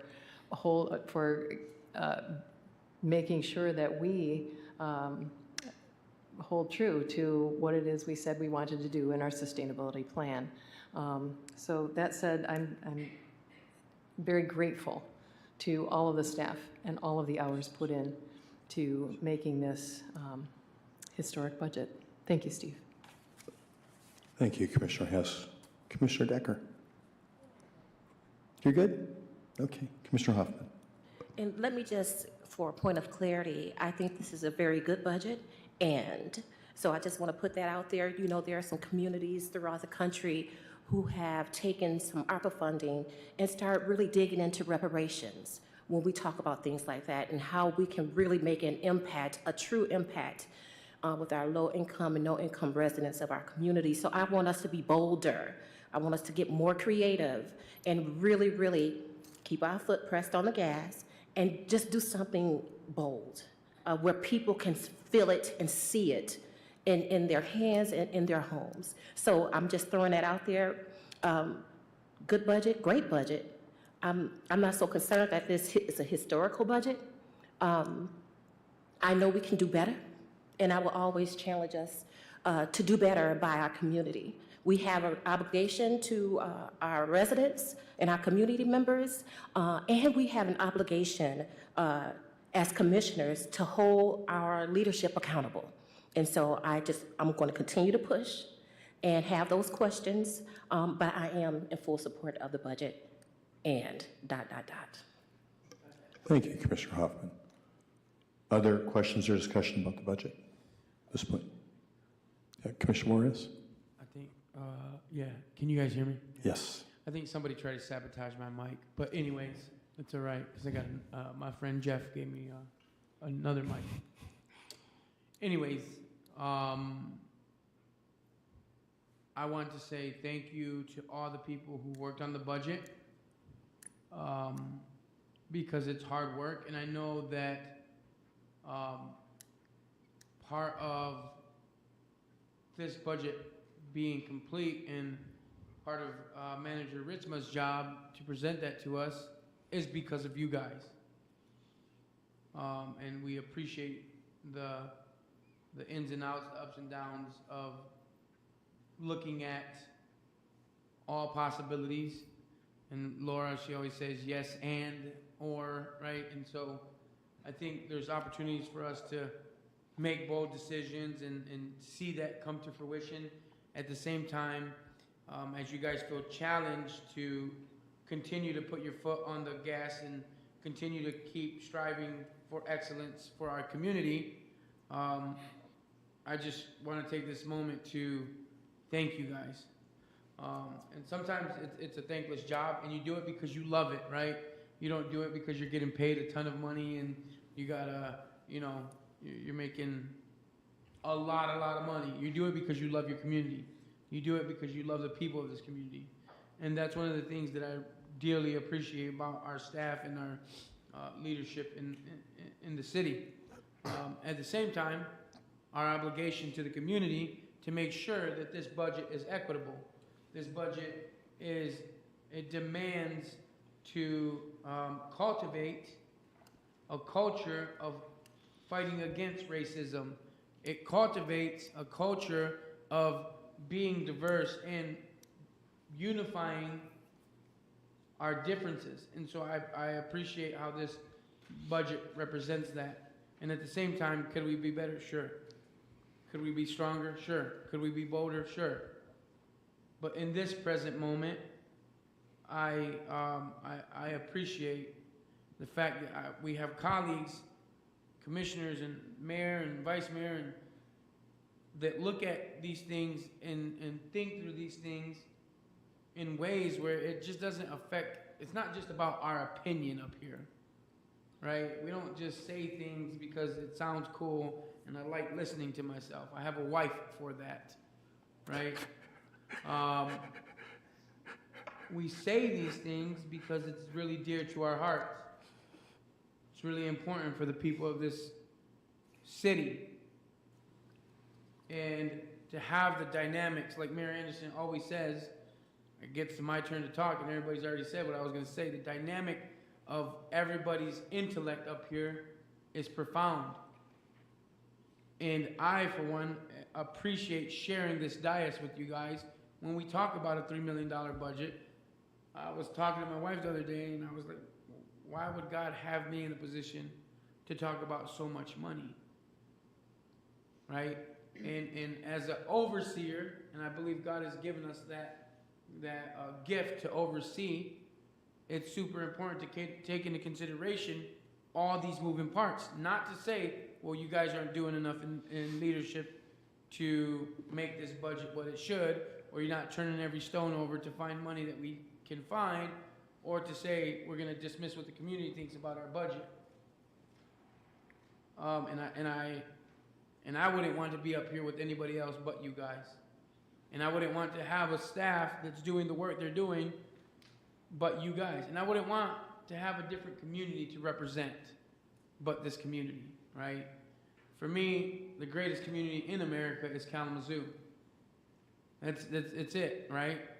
And so for us to be able to pass a budget like this and to be able to articulate what we want to see done and what we imagine Kalamazoo to be when we come together and create these ideas and see these things happen, it is a testament to the human race. And I am proud to be part of that. Thank you, Commissioner Juarez. Any other discussion on the budget? Just a couple things I wanted to say about this budget. Two things I think really is that, first of all, thank you, Jim. Thank you for the entire team. And I know that this isn't just a couple people, the city manager's office, that work on this budget. I know that we have hundreds of people here at work at the city that care deeply about their work. And I know that we are adding a handful of positions in some important areas. But I am certain that every department that really cares about the work that they do and feels like they could do a better job if they had more folks asked for many, many more positions than we were able to provide. So that's part of the budgeting, is making those hard choices and making a balance. So thank you so much for the work. Thank you for the whole team here at the city. One of the things that I think I am very proud of in this particular budget is the investment we're making in infrastructure. And that is the kind of investment that Commissioner Hoffman, sometimes you don't feel. I mean, you don't feel it in your household necessarily, you don't feel it in your hands, but that is an investment we're making in all of our future, which will pay off decades from now when none of us are involved any longer. And I think that is so important. It's something easy to overlook. A lot of times that capital budget is one that gets cut back on in budgeting time. Maybe it's not as sexy as some of the other things, but I think that is critically important that we're making these investments. And when I look back and look at some of the investments that previous commissions have made decades ago, which we benefit from yet today, I'm reminded that that is also part of our legacy. Make those hard investments for the future. Those are the comments on this budget. And then, just since we already started talking about it, on next year's budget. So I would just like to remind all of us that budget time, even for us, doesn't start 11 months from now when we start thinking about it, or the evening that we pass the budget. We're going to have a retreat in February, and that is the time to begin working through these issues, bouncing them back and forth with administration, what we care about, what we can do, how can that work. So budget time is starting next month for 24. And that is going to help us get to a budget that we really feel that we have gone through and turned over every stone and looked at every possibility in terms of how we are actualizing the vision we have for Kalamazoo. That's 24. No other discussion? Clerk Borling, will you please call the roll? Commissioner Pradel, Yes. Vice Mayor Cooney, Yes. Mayor Anderson, Yes. Commissioner Decker, Yes. Commissioner Hess, Yes. Commissioner Hoffman, Yes. Commissioner Juarez. Yes. Thank you, Commissioners. The 2023 budget has been adopted. Next is the former consent agenda item. It is now a regular agenda item. G3. G3. Approval of a contract with Peters Construction Company for resurfacing and improvements on West Michigan Avenue between Lovell and West Main Streets in the amount of $591,528.03. Thank you, Manager Ritzma. Would you like to have anybody here say anything about that project, or We have staff here if there are any questions. any questions from Commission? Seeing no questions this time, is there anyone in the audience who would like to comment on this item?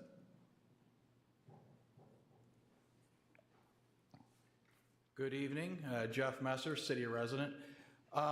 So this is a project to resurface West Michigan Avenue from Level Street to West Main Street. That area is commonly incorrectly referred to as Stadium Drive, but it's West Michigan Avenue from the liquor store to Walgreens. And I took this off the agenda because I was looking for a staff report. I wanted to hear what some of the planned improvements were.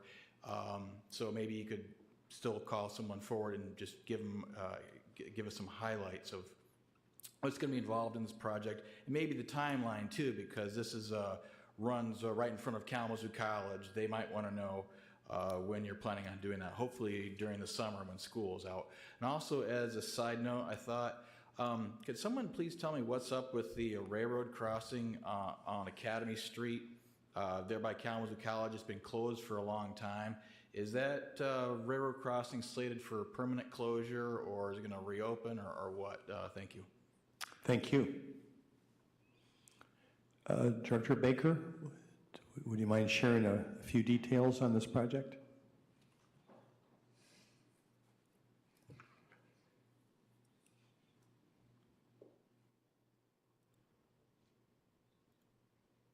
Welcome. Thank you, Your Honor. Good evening, Mayor, City Commissioner, City Manager, City Attorney.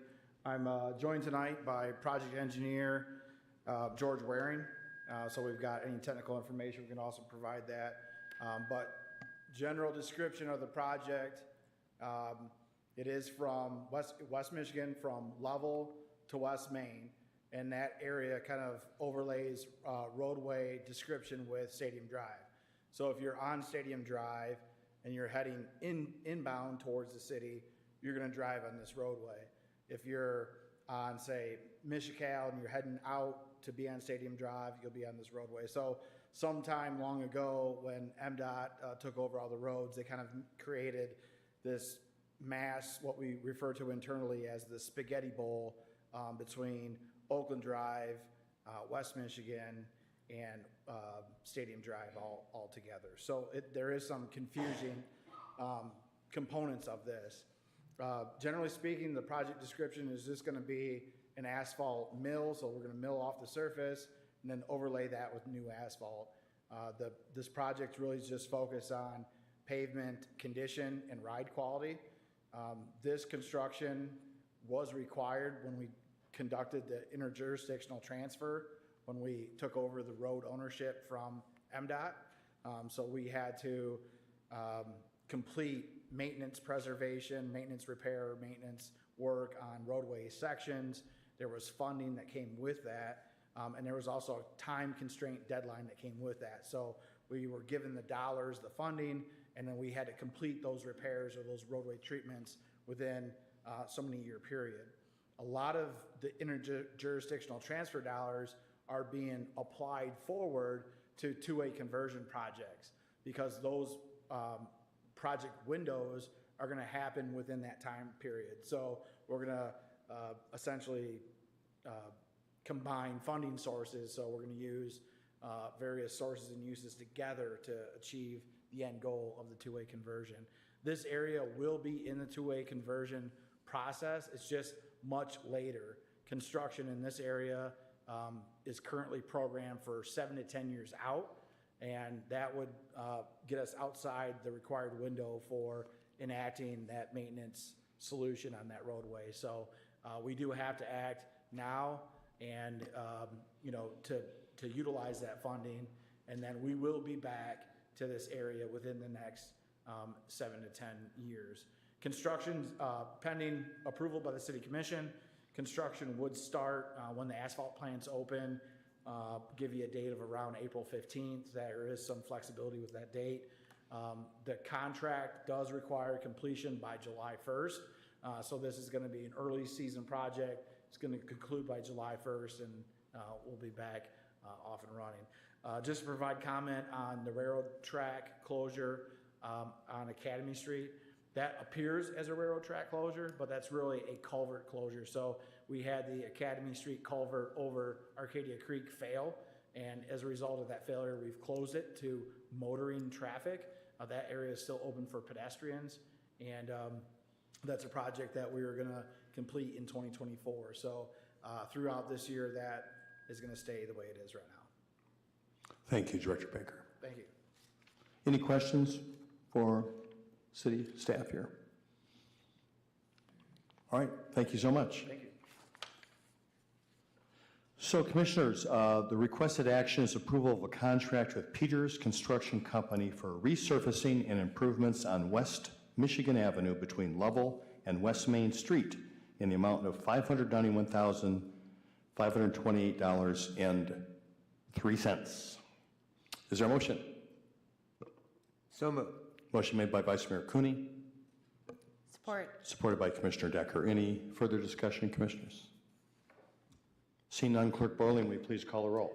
Vice Mayor Cooney. Yes. Mayor Anderson. Yes. Commissioner Decker. Yes.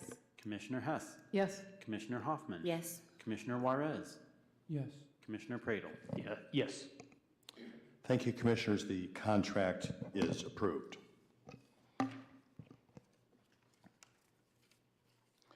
Okay. Now we're back here to reports and legislation. Manager Risma. Yeah, thank you, Mayor. I want to recognize our incredible team as well and the work that was poured into developing this budget for the city, over $300 million. It's a lot of work, and everyone I know takes it seriously and is committed to this organization and this community. So I just want to thank my team, especially Steve Vicenzi and his team, in really putting the nuts and bolts together in this budget. I just want to touch on some of the things that were mentioned in commission comment relative to the budget. So I do want to thank the commission for your time in all of this. I know we demand a lot from you in the document that's presented and the information that we share, and I know you take it seriously as well, and we appreciate that and appreciate your time that was dedicated to this budget. As far as positions go, the mayor indicated that we do have more requests than we can fund each year, and so what we do is we assess every position that's requested the same way that an ARPA program or project special request is determined or scored. So those positions rose to the top relative to how they impacted ARPA and the organization and continuing the work that we need to do in having the capacity to do that. We do have an opportunity, and I understand the kind of the angst around approving something and then you want change. You know, that's totally understandable. We really are looking forward to the February retreat, and commissioners are going to be asked to reprioritize or prioritize. Again, what's important, what are the areas we want to focus on. Last year we did that somewhat in the retreat that was presented, but that was priorities that were set by the previous commission. You confirmed them. So there will be an opportunity for you all to bring forward your thoughts on shaping the budget for '24. This next one is difficult because it's hard to feel like, you know, we're challenged or we have resources to do all these things, and yet we know there are going to be potential concerns coming up relative to the budget. During the presentation, we mentioned a recession, you know, the overall economy and the impact that's had on Foundation for Excellence, our pension funds and all of that. So as a staff, we got to bring that all together and give the reality of it to you all so you can then prioritize what is important and where we want to invest our dollars. And I'm all for, you know, the impact around our ARPA dollars and the areas we want to achieve. But at the same time, we got to be real about where we are financially and going forward. It's a wonderful opportunity. We do have resources, but there are so many demands, as Commissioner Juarez says in several meetings, that, you know, the city's asked to do a lot. And if we don't be careful on what we do, we could challenge the ability to fund our current core services that we provide and jeopardize our financial health. So I look forward to a dynamic retreat in February, and we can have some time to really focus on this work and setting the tone for '24 and beyond. Thank you. Thank you very much, Manager Ritzman. So next, we do have an item of new business. Do you want to lead us off on that, Manager Ritzman?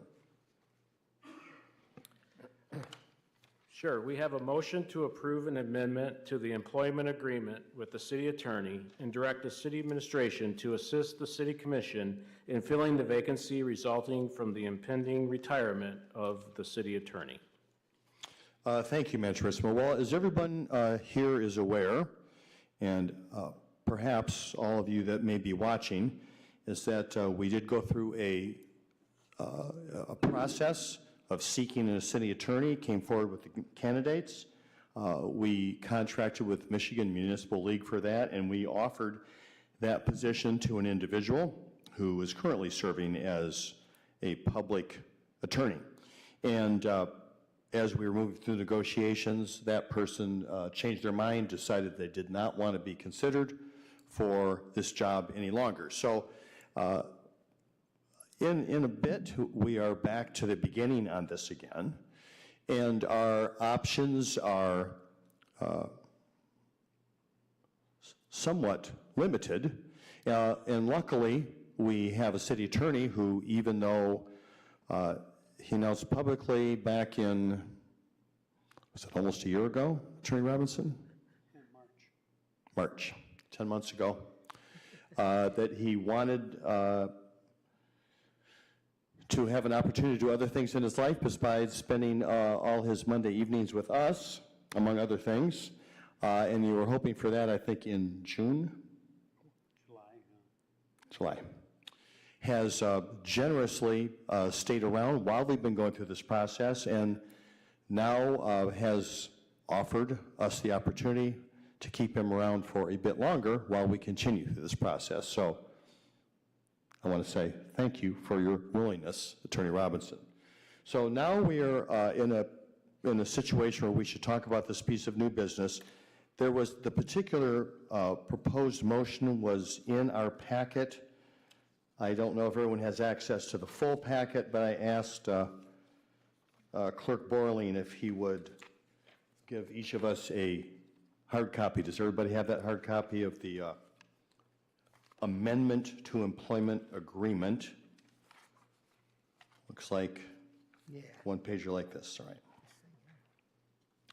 So this is the detail which we have up for discussion, and obviously there is a smaller subcommittee that's been working on this and has participated in really helping us get to this point of deciding what are we going to do next year. Would anybody like, from the subcommittee, like to speak a little bit about this particular opportunity we're going to be discussing? Commissioner Pradel, Commissioner Decker? So a couple things here. One is that when the position was posted, there was a salary range that was extended up to 168,000 potentially for that position. You know, part of the thought process is that, you know, if Clyde is staying here, then it should seem to me that with all of his experience and the sacrifices he's putting forward to retirement, that we would reward that commitment with the highest level of that salary range. So that was where you see the 168,000. One of the other thoughts is that I think we would all agree that Clyde stayed on significantly longer than we had anticipated in the last year in a lower salary range as well. And so the thought process was thinking that it would only be fair to give the adjustment that would have been that salary increase retroactively as kind of a one-time lump. You notice on there that there's a 6-month extension. Thank you to you and your partner, Clyde, for making that commitment and sacrifice to stay. But just looking at the options, you know, you effectively look at, okay, you could hire outside counsel, but they're going to be here significantly less hours than a full-time city attorney, and they're going to cost significantly more than hiring a salaried city attorney. There's a level of continuity that stays where we don't have to bring somebody in who doesn't know what's going on with everything that's up in the air and that's going on. And then the other component to it is rather than going through a whole process to find somebody to lead this search externally again, knowing what we learned from that process and what worked and didn't work without processes, to leave that in our own in-house HR department to conduct the hiring process. The other thought as well is that, you know, sometimes people will move to the pool of other candidates who are finalists, but the thought process was to allow them to reapply if they so choose, but there should be a new pool to choose from. You know, I'd be remiss if I didn't say that I was incredibly disappointed. I feel like it was a really great pleasure to serve with the mayor and Commissioner Decker on that subcommittee for a pretty long period of time, and I felt like it was a very community-centered process intentionally, and I think that's going to be hard to replicate, but I hope that we hold ourselves accountable to that level again of community-centered as we look at another pool of candidates. My experience has been just in my personal career that sometimes these instances are very disappointing after putting all this work, but more often than not, it tends to work out for the best for all parties involved. So I hope that kind of encapsulates and summarizes everything. Very helpful. Commissioner Decker, anything you wanted to add from your participation? I believe that Commissioner Pradel summed it up. All right, I do too. Thank you. Thoughts or questions for the smaller group, team, or about this particular motion? Yeah. Commissioner Juarez. Yeah, thank you. As you guys discussed in that committee, where there. Is your microphone on? Just yeah, I think it is. I think it's just got to get closer. Okay. There we go. The option of offering the job to like the runner-up candidate for us, was that an option? It is certainly a possibility that we discussed, yes. Okay, and maybe the concerns behind that or the likelihood of that happening, because for me, I really want to honor Attorney Robinson's request. I think for me, I've learned and been in the business of putting my work in the ministry and other things before my family, and I've learned the hard way that family's first, right? And so I think upon his request of being done and being very adamant about that, is that we take that into consideration and honor that, right? I want to make sure we're making Attorney Robinson whole, right? That's one of my concerns. Two, we spent some money looking for candidates, and there is another candidate that's a possibility for us to look at and see if that's a fit for us. And so revisiting that, I think, would be ideal. At the same time, we're going to have to go through the growing pains of having a new attorney. The ups and downs, the ins and outs, and, you know, though this is the easier thing for us to do, is to say, well, let's keep him on for a little bit longer, let's pay him the lump sum, let's give him the salary, which he deserves, not saying anything against that, which he deserves because of the work he's given to the city, the immense of pressure that comes with this position, and so forth. But in consideration with the fact that this man wants to spend time with his family and be done, and to ask him or to even think in considering for him to stay this much longer, I'm not okay with that. And I would love for us to seek those options and to look at it in a way where, you know, we can move on, we can move forward. I think it's time for us to move forward. And so, and I think it's time for Attorney Robinson to close this chapter of his life, you know, as he wishes to. And to ask more of him, I feel that's unfair for us to put him in that position. Though he might say, well, it's okay, we'll figure it out, we'll adjust some things. Of course, that would be the initial reaction, right? How much more can Esto do to make things better? That's where I learned the hard way, right? What is the right thing for Esto to do to make things better, right? And so I extend that with my concern with Attorney Roberts and his wishes, and with us being able to find and approach potential candidates who were maybe runner-ups for us. I feel strongly that that could be a possibility that we look at. I appreciate that. In any event, even that best case scenario, at this point, there is no way in the world that we're going to have an alternative here by the end of January, for sure. And obviously, this is the discussion we've had with Attorney Robinson. I don't know if you care to make any statement about Attorney Robinson. Thank you, Mayor. I appreciate the comments of Commissioner Juarez.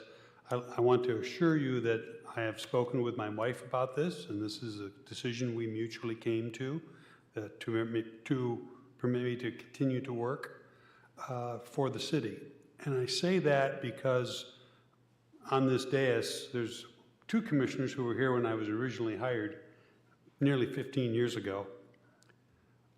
For what the rest of you who may not know the background is that, like the young people you saw here this evening, I'm a product of the Kalamazoo Public Schools. I was born and grew up in Kalamazoo. This is my home community. A fine neighborhood, by the way. That's true, fine neighborhood. I literally grew up in the shadow of East Hall on Davis Street.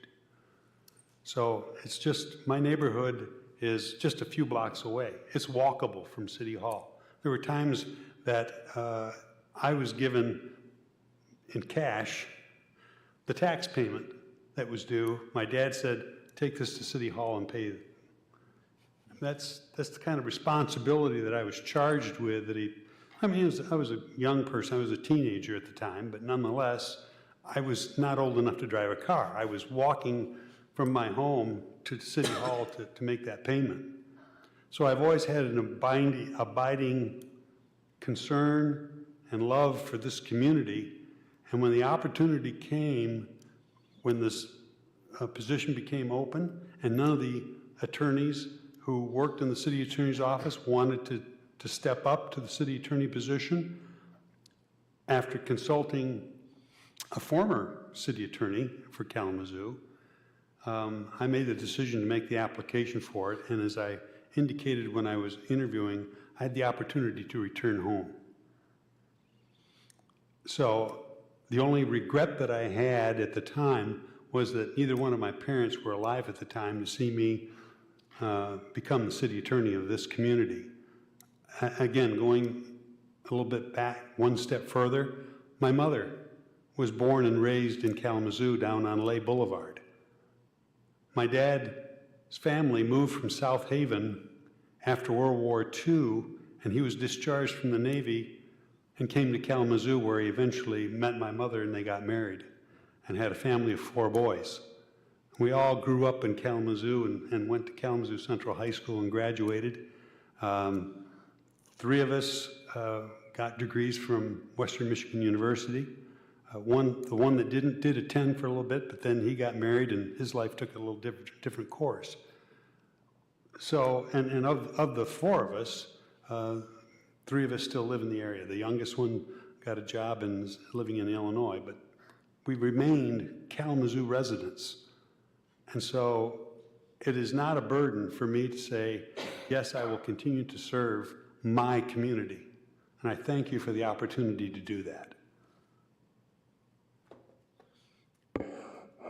Thank you, Attorney Robinson.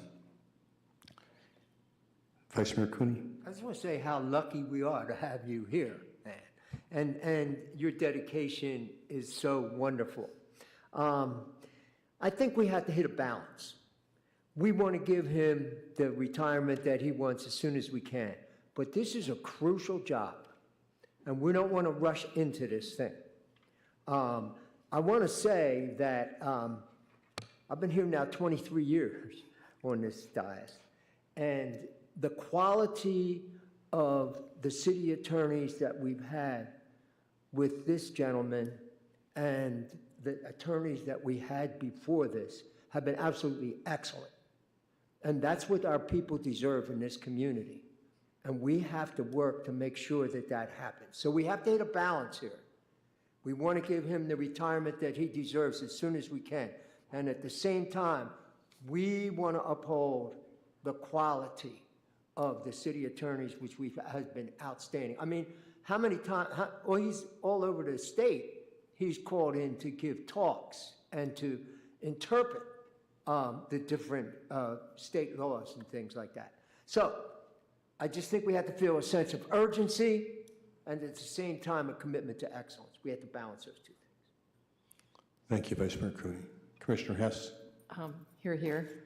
Thank you very much, but I would like to state publicly my appreciation for Attorney Robinson's servant leadership. You know, we talk a lot about servant leadership sometimes in the church or in public service, but you are a true servant leader and appreciate you. Thank you.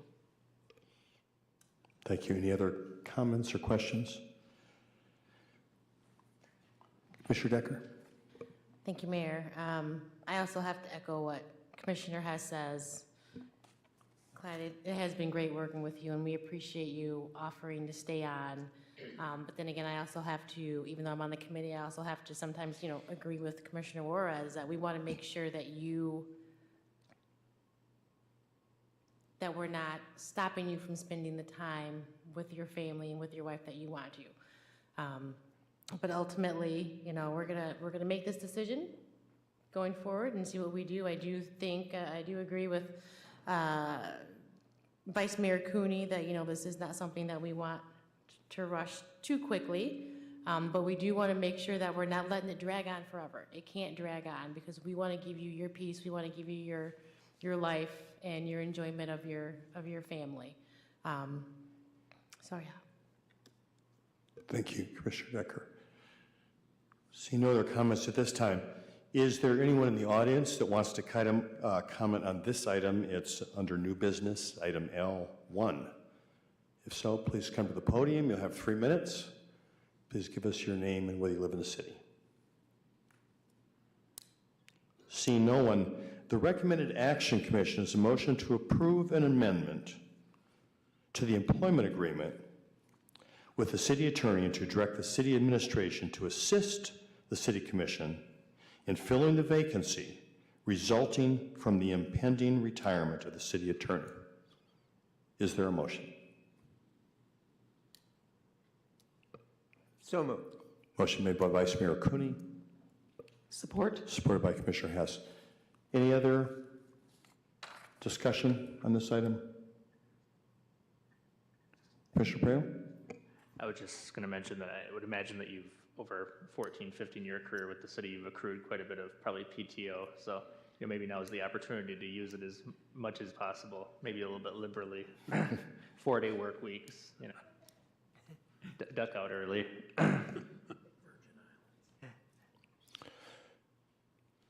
Thank you, Commissioner Pradel. So I just want to say it gives me great comfort to serve with this gentleman to my left, who is here at every single meeting. I can't remember if you've missed one. I don't think so. And like Vice Mayor Cooney said,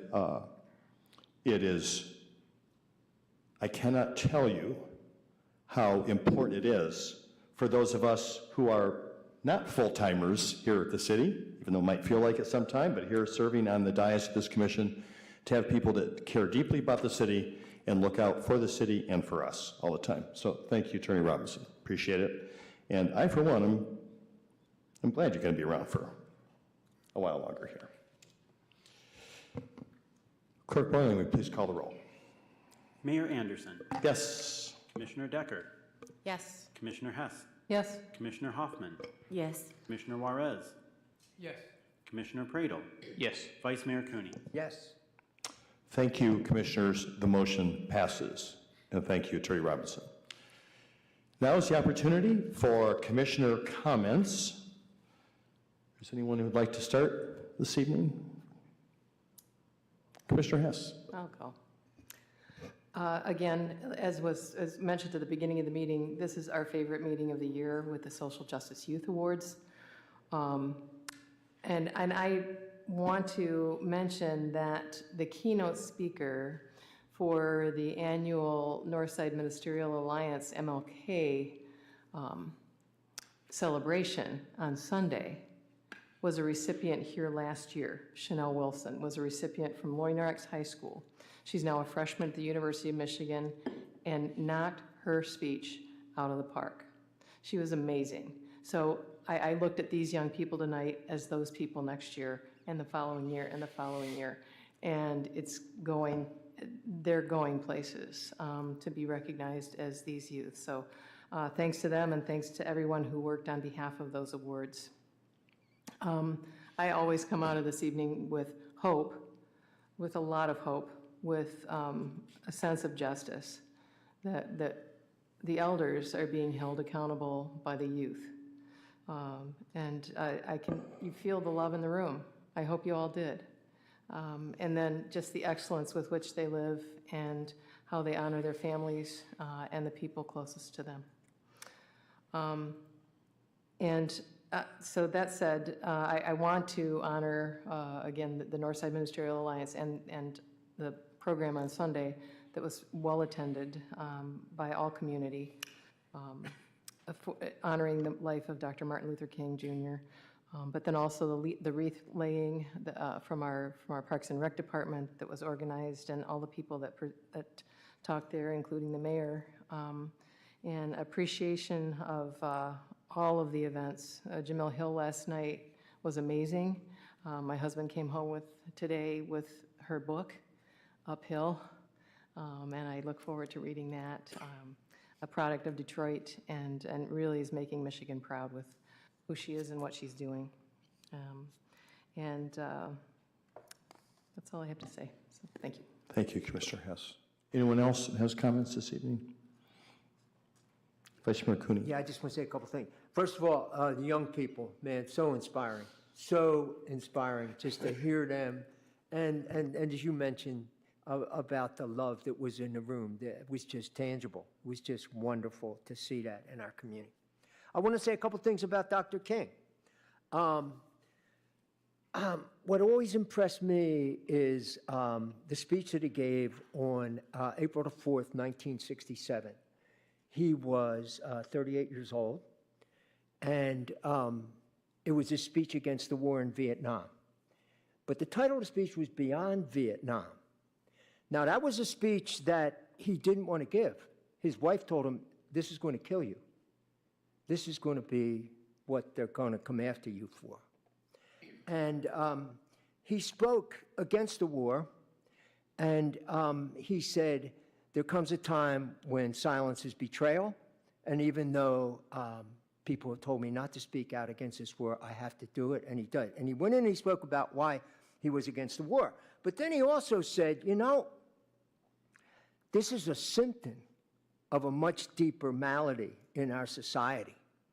And we have to fight against the militarism. We have to struggle against the militarism. But we have to struggle against the racism. And we have to struggle against the poverty. And he ended up the speech by talking about the fierce urgency of now. He said, there comes a time when tomorrow is today. There is such a thing about being too late. And he closes the speech by saying, he talks about the suffering and the hurt and the racism. And he says, will we say to our brothers and sisters, we're sorry, it's too hard. It's too complex. We're too busy, and we can't really help, and we send our regrets? Or will we seize the time and use our resources and seize the time and make a difference? And I think that's where we are. We know that there's a lot of suffering in our community, and we want to seize this time.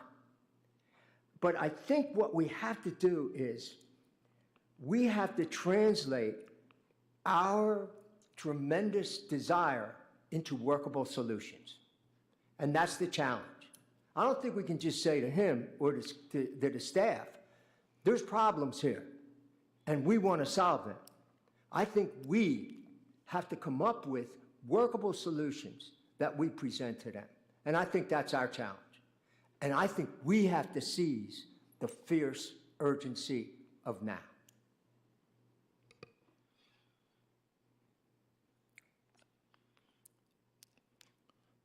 Thank you, Vice Mayor Cooney. Anyone else who wants to speak this evening? Commissioner Decker. Thank you, Mayor. I just wanted to kind of, again, echo what Commissioner has said. You know, it's always great to see our young involved in the world and how they can make change.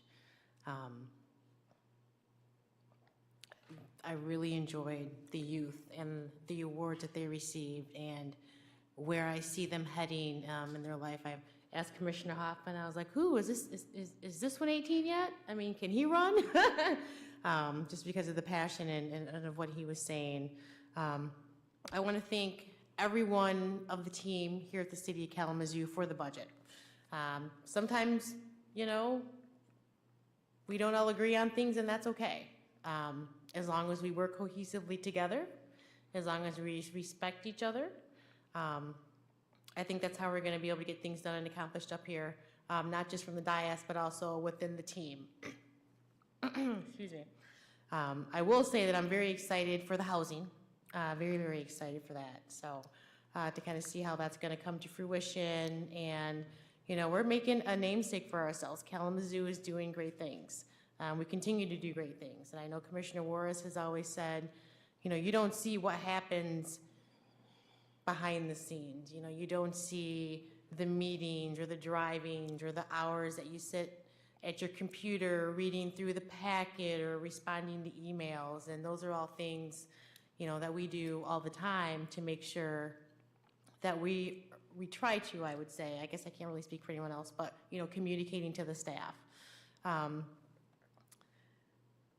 City Attorney Robinson, I guess you're stuck with us for a little bit longer. I don't know what to tell you. So I appreciate you staying on. I appreciate you being here. We're going to try and make this a quick, smooth transition for you so you can get to doing what you want to do every day. I want to thank City Manager Ritzma. I know sometimes I can be difficult. I'm not going to lie.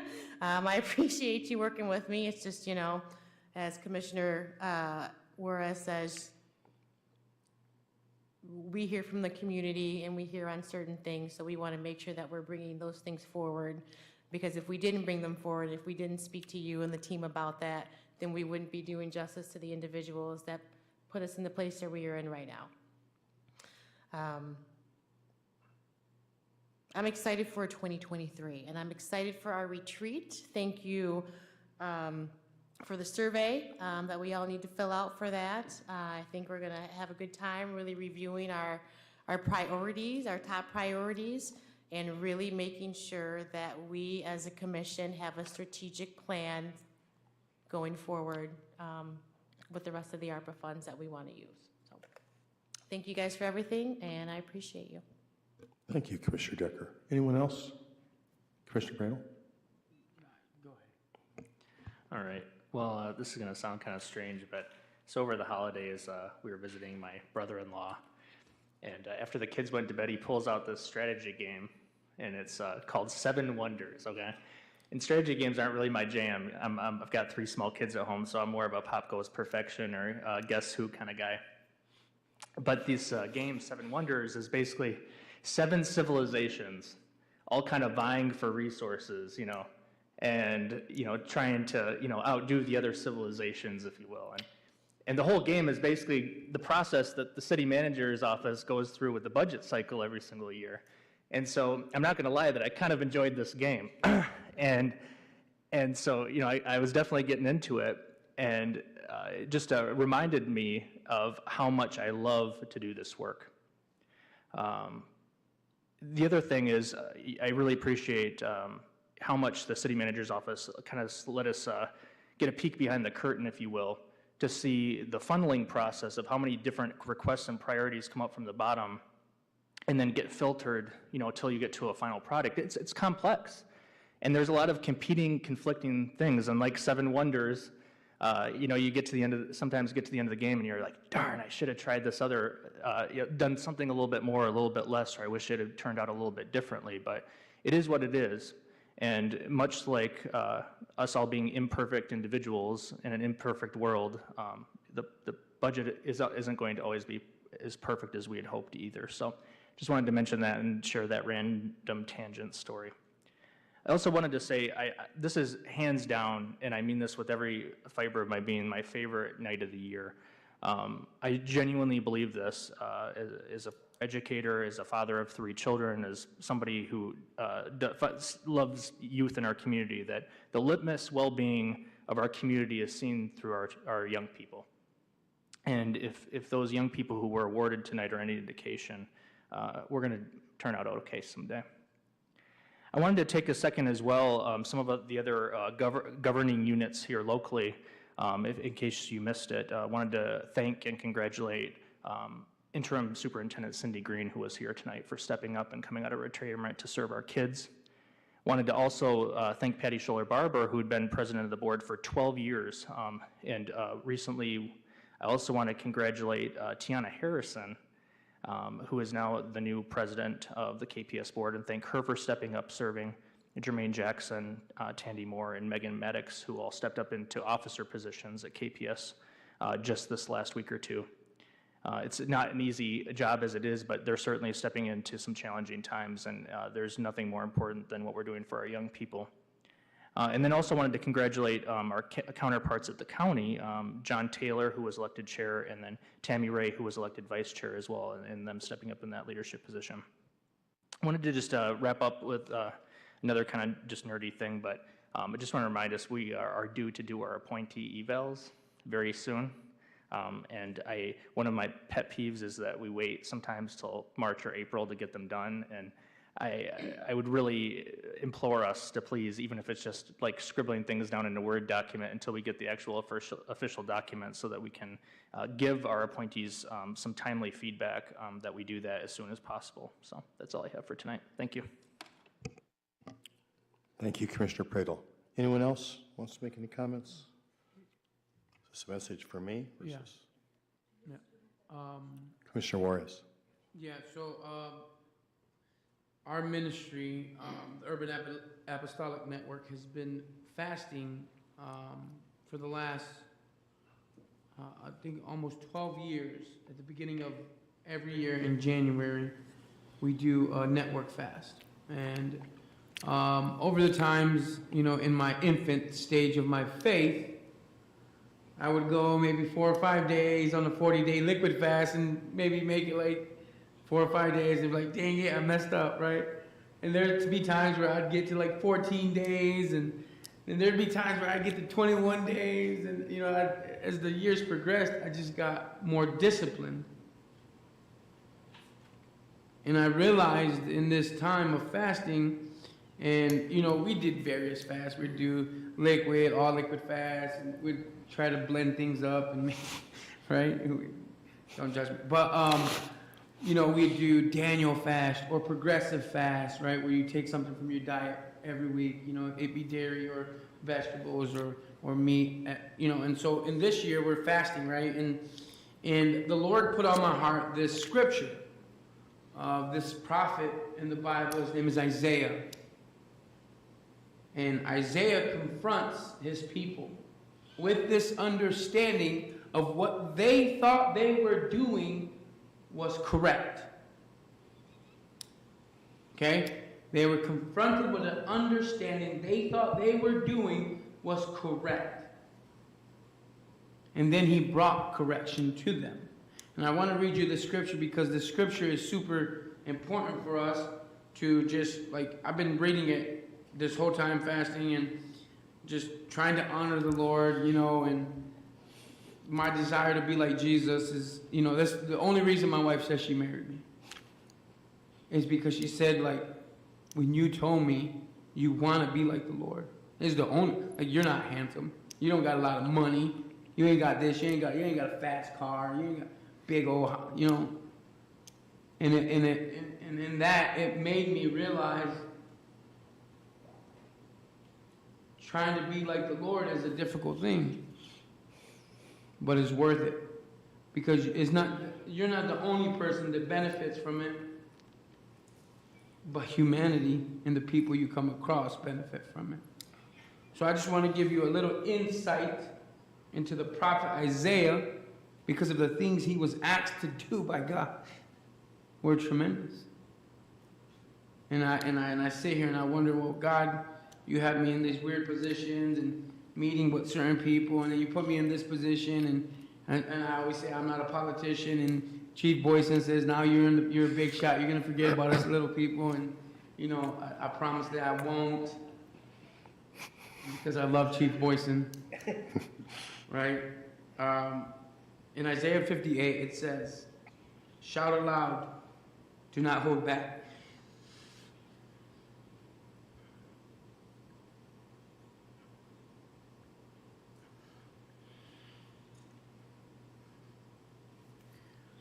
Raise your voice like a trumpet. Declare to my people their rebellion, and to the descendants of Jacob their sin. For day after day they seek me out. They seem eager to know my ways, as if they were a nation that does what is right and has not forsaken the commands of its God. They ask me for just decisions. They seem eager for God to come near them. Why have we fasted? They say. And you have not seen it. Why have we humbled ourselves? And you have not noticed. Yet on the day of your fasting, you do as you please. You exploit all your workers. Your fasting ends in quarrels and strife, and in striking each other with wicked fists. You cannot fast as you do today and expect the voice to be heard on high. Is this the kind of fasting I have chosen? Only a day for people to humble themselves?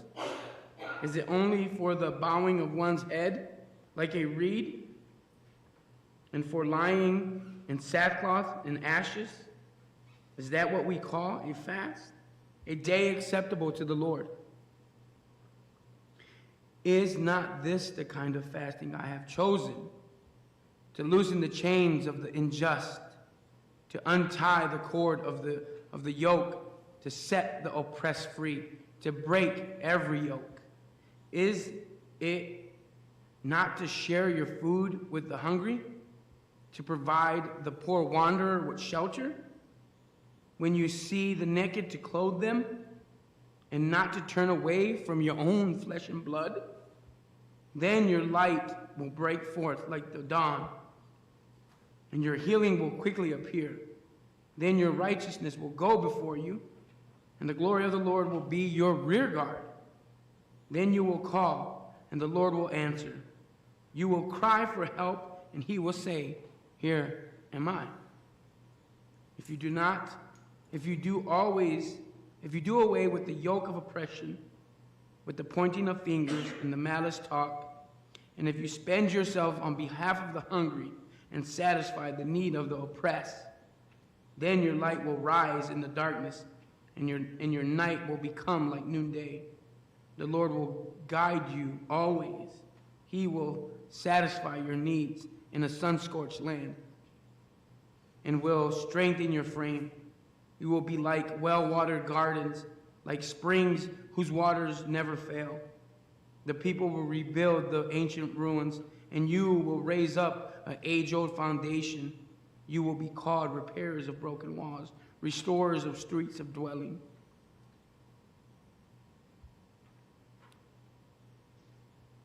I share that because that's the heart of the Lord. It's for us to take care of one another. And in a budget that's over $3 million, we see people being taken care of. Or $300 million, oh my goodness. When we see, I got a text from the chief, he said, you didn't let me retire. I said, cultivating the heart you have today took a long time. And now the way he cares about people, I'm not saying he didn't before, but the way he sees things different. Attorney Robinson saying, well, don't tell me if I can't serve my community, darn it, I'm going to serve my community. And I hear you loud and clear. And I think for a community that's growing and that's becoming, we have a lot to learn on what it really looks like to take care of each other. So I challenge us to do that very thing.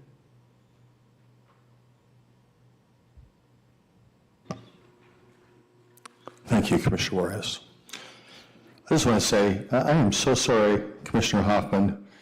You're managing through these public meetings, and it's tough when you are coughing and here you up in the dais with everybody watching as you're struggling to try to suppress that next cough. You keep coming and doing that. I keep praying that it's going to get better, and I know we all feel that way, but even more of us are suffering from some of those events. So I just want to recognize that, and maybe because of that, you decide not to say anything tonight, but a lot has been said, and I feel your presence here anyway. So as Commissioner Juarez said, and I've often said this, one of the things about speaking last is that, once again, virtually every topic that I was going to cover has been covered, and more. Topics that the Vice Mayor brings to our attention, which are, astoundingly present and real as they recognize important people in our past and the message that's still so important today. So I guess whatever I'm going to say now is just going to be a repeat, so I'm going to quickly repeat a couple of things.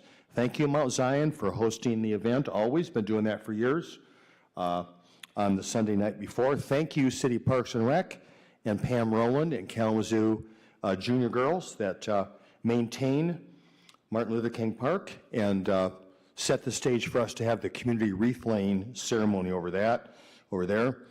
Thank you very much, Western Michigan University, for participating and having this important event with Ms. Hill, who spoke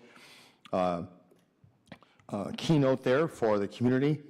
And I particularly want to thank the over 130 volunteers who demonstrate their commitment to the idea of a day on not a day off, who participate yesterday all over the community in that effort to be part of the community and make sure that they're demonstrating on that day how important it is. And to remind all of us that that's what we need to be doing the rest 364 days of the year. I appreciate all of you up here.